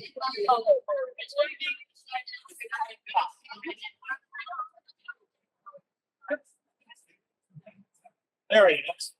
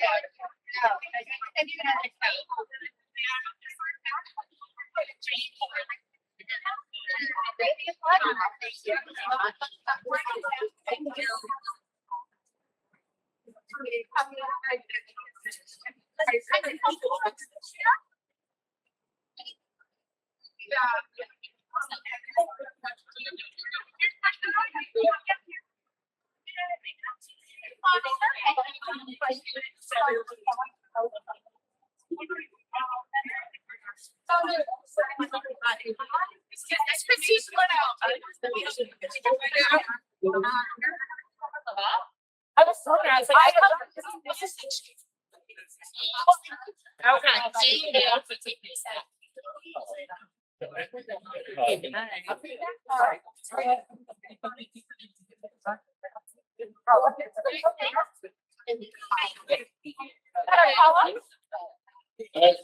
You, had one public, make sure you get down here and vote.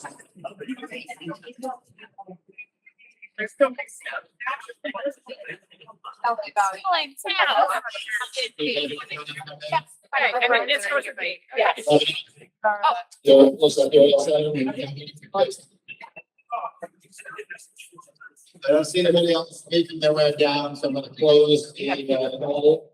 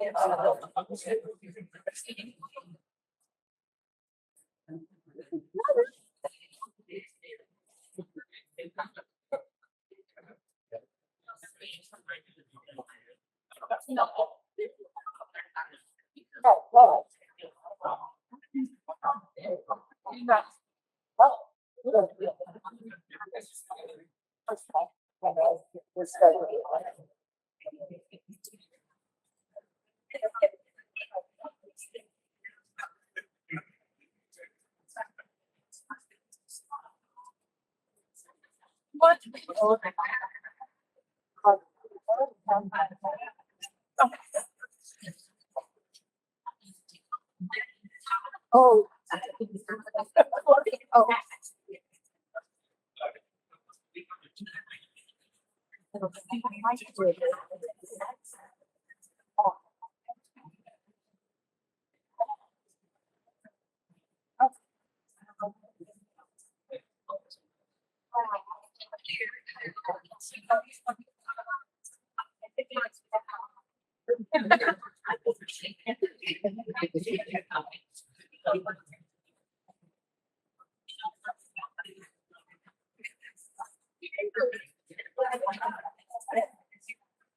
Very true. That's very true, yeah. Not good for the best. It's not ergonomically, effective.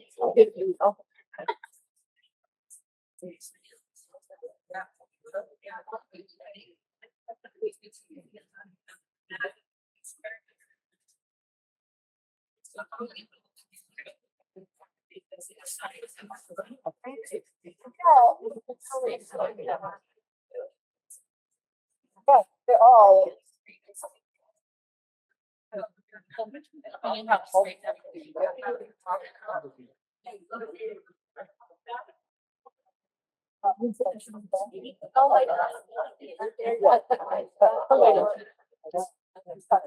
You can blame me.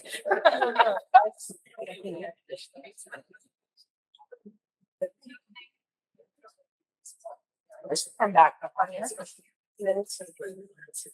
On.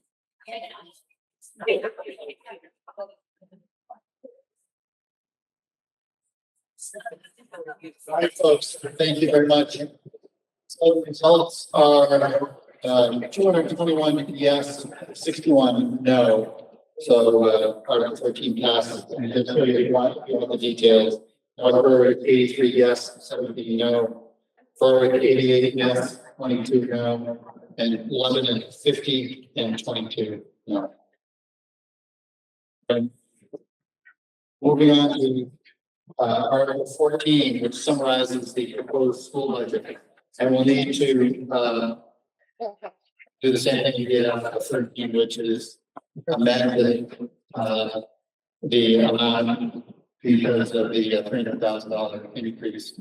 So let me read the article, and I'm going to read it with the amount that we need to have. And to see what sum the district will authorize the school board to expend for the fiscal year beginning July 1, 2026 and ending June 30, 2027 from the district's contribution to the total cost of funding public education from pre-kindergarten to grade 12 as described in the Essential Programs and Services Funding Act, local funds for non-state funded school construction projects, additional local funds for school purposes under the Maine revised statutes, Title 20-A, Section 15-690, unexpended balances, tuition receipts, state subsidy, and other receipts for the support of schools.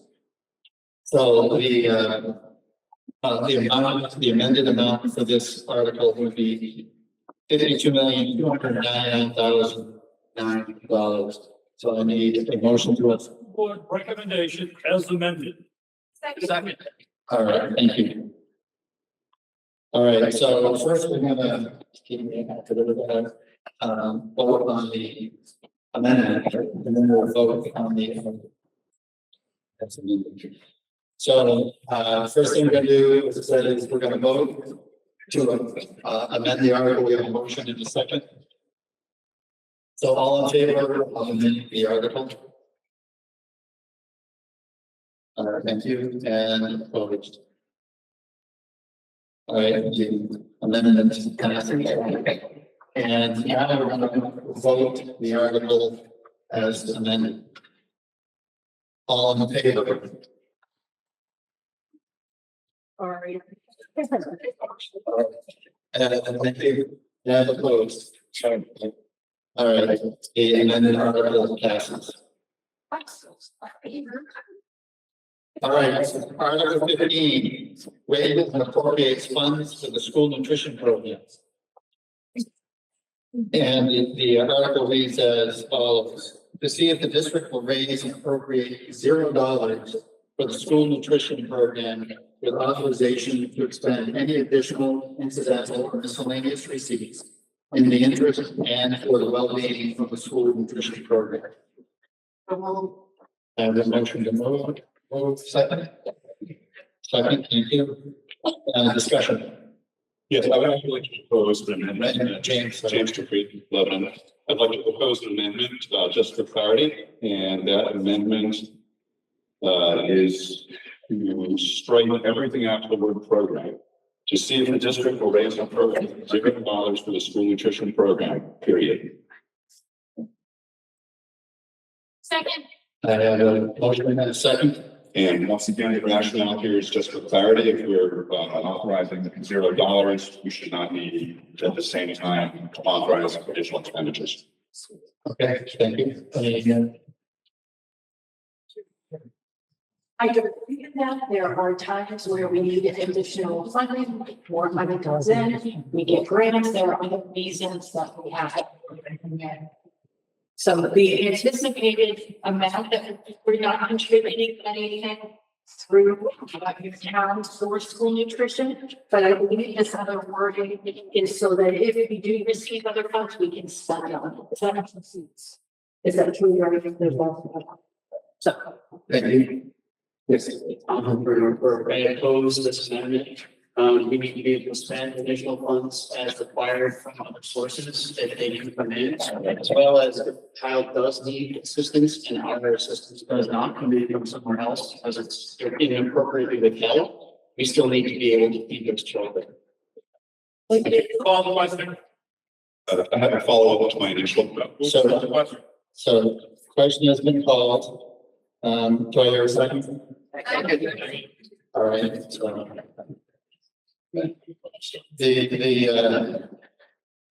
You're gonna vote, if you vote yes, we're going to, end discussion. If you vote no, we'll continue discussion. So all in favor of ending discussion, or? Thank you, and opposed.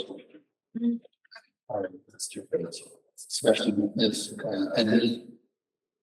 All right, since discussion has been ended, I'm going to call for a vote.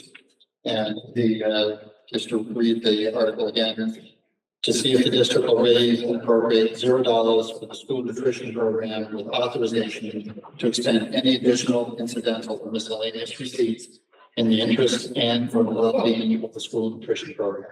All in favor? I know this. Sorry. Thank you. It's been a long night. So we're voting on the James amendment. And that amendment is to see if the district will raise and appropriate $0 for the school nutrition program, period. And let's strike the rest of the word. So if you're voting yes, you're voting in favor of the amendment. If you vote no, you're not voting in favor of the amendment. So all in favor of the amendment. Okay, and I closed. All right, so the amendment fails. All right, now, is there any more discussion on? Call the question.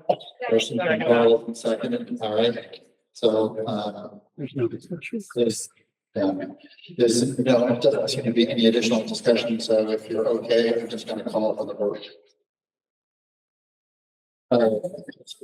So, see if this will raise and appropriate $0 for the school nutrition program with authorization to expend any additional incidental miscellaneous receipts in the interest and for the well-being of the school nutrition program. All in favor? Thank you, and opposed. Article passes.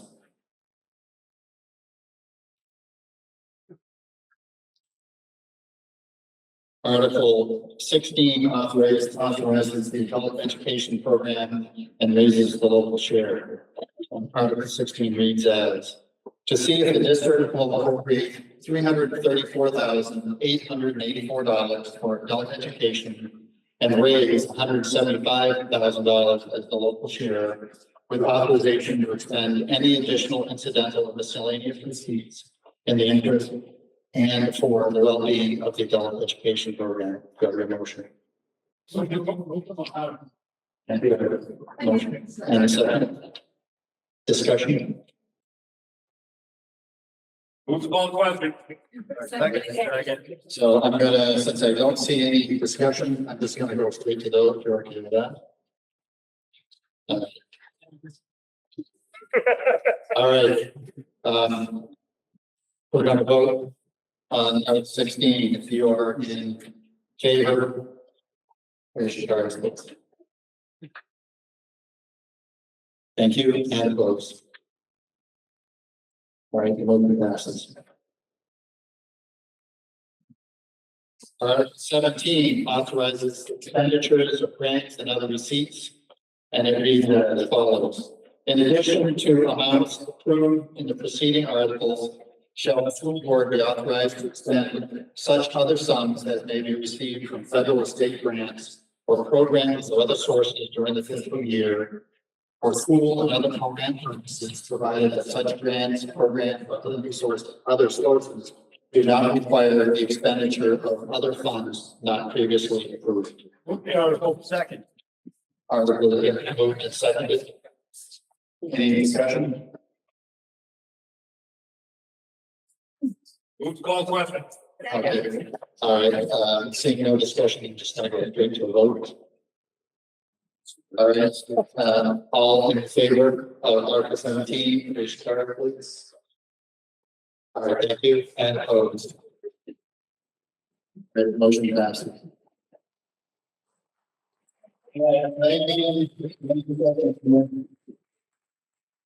I just want to make sure that we've successfully covered our business. Yes. Okay. No. Yeah, I'll take a motion to adjourn. All in favor? You opposed? Don't forget. You made it. Thank you so much. My goodness, this has been. I can get five. You guys taking me back? You can, yeah, you can. You frame it, you know. Remember, you always want to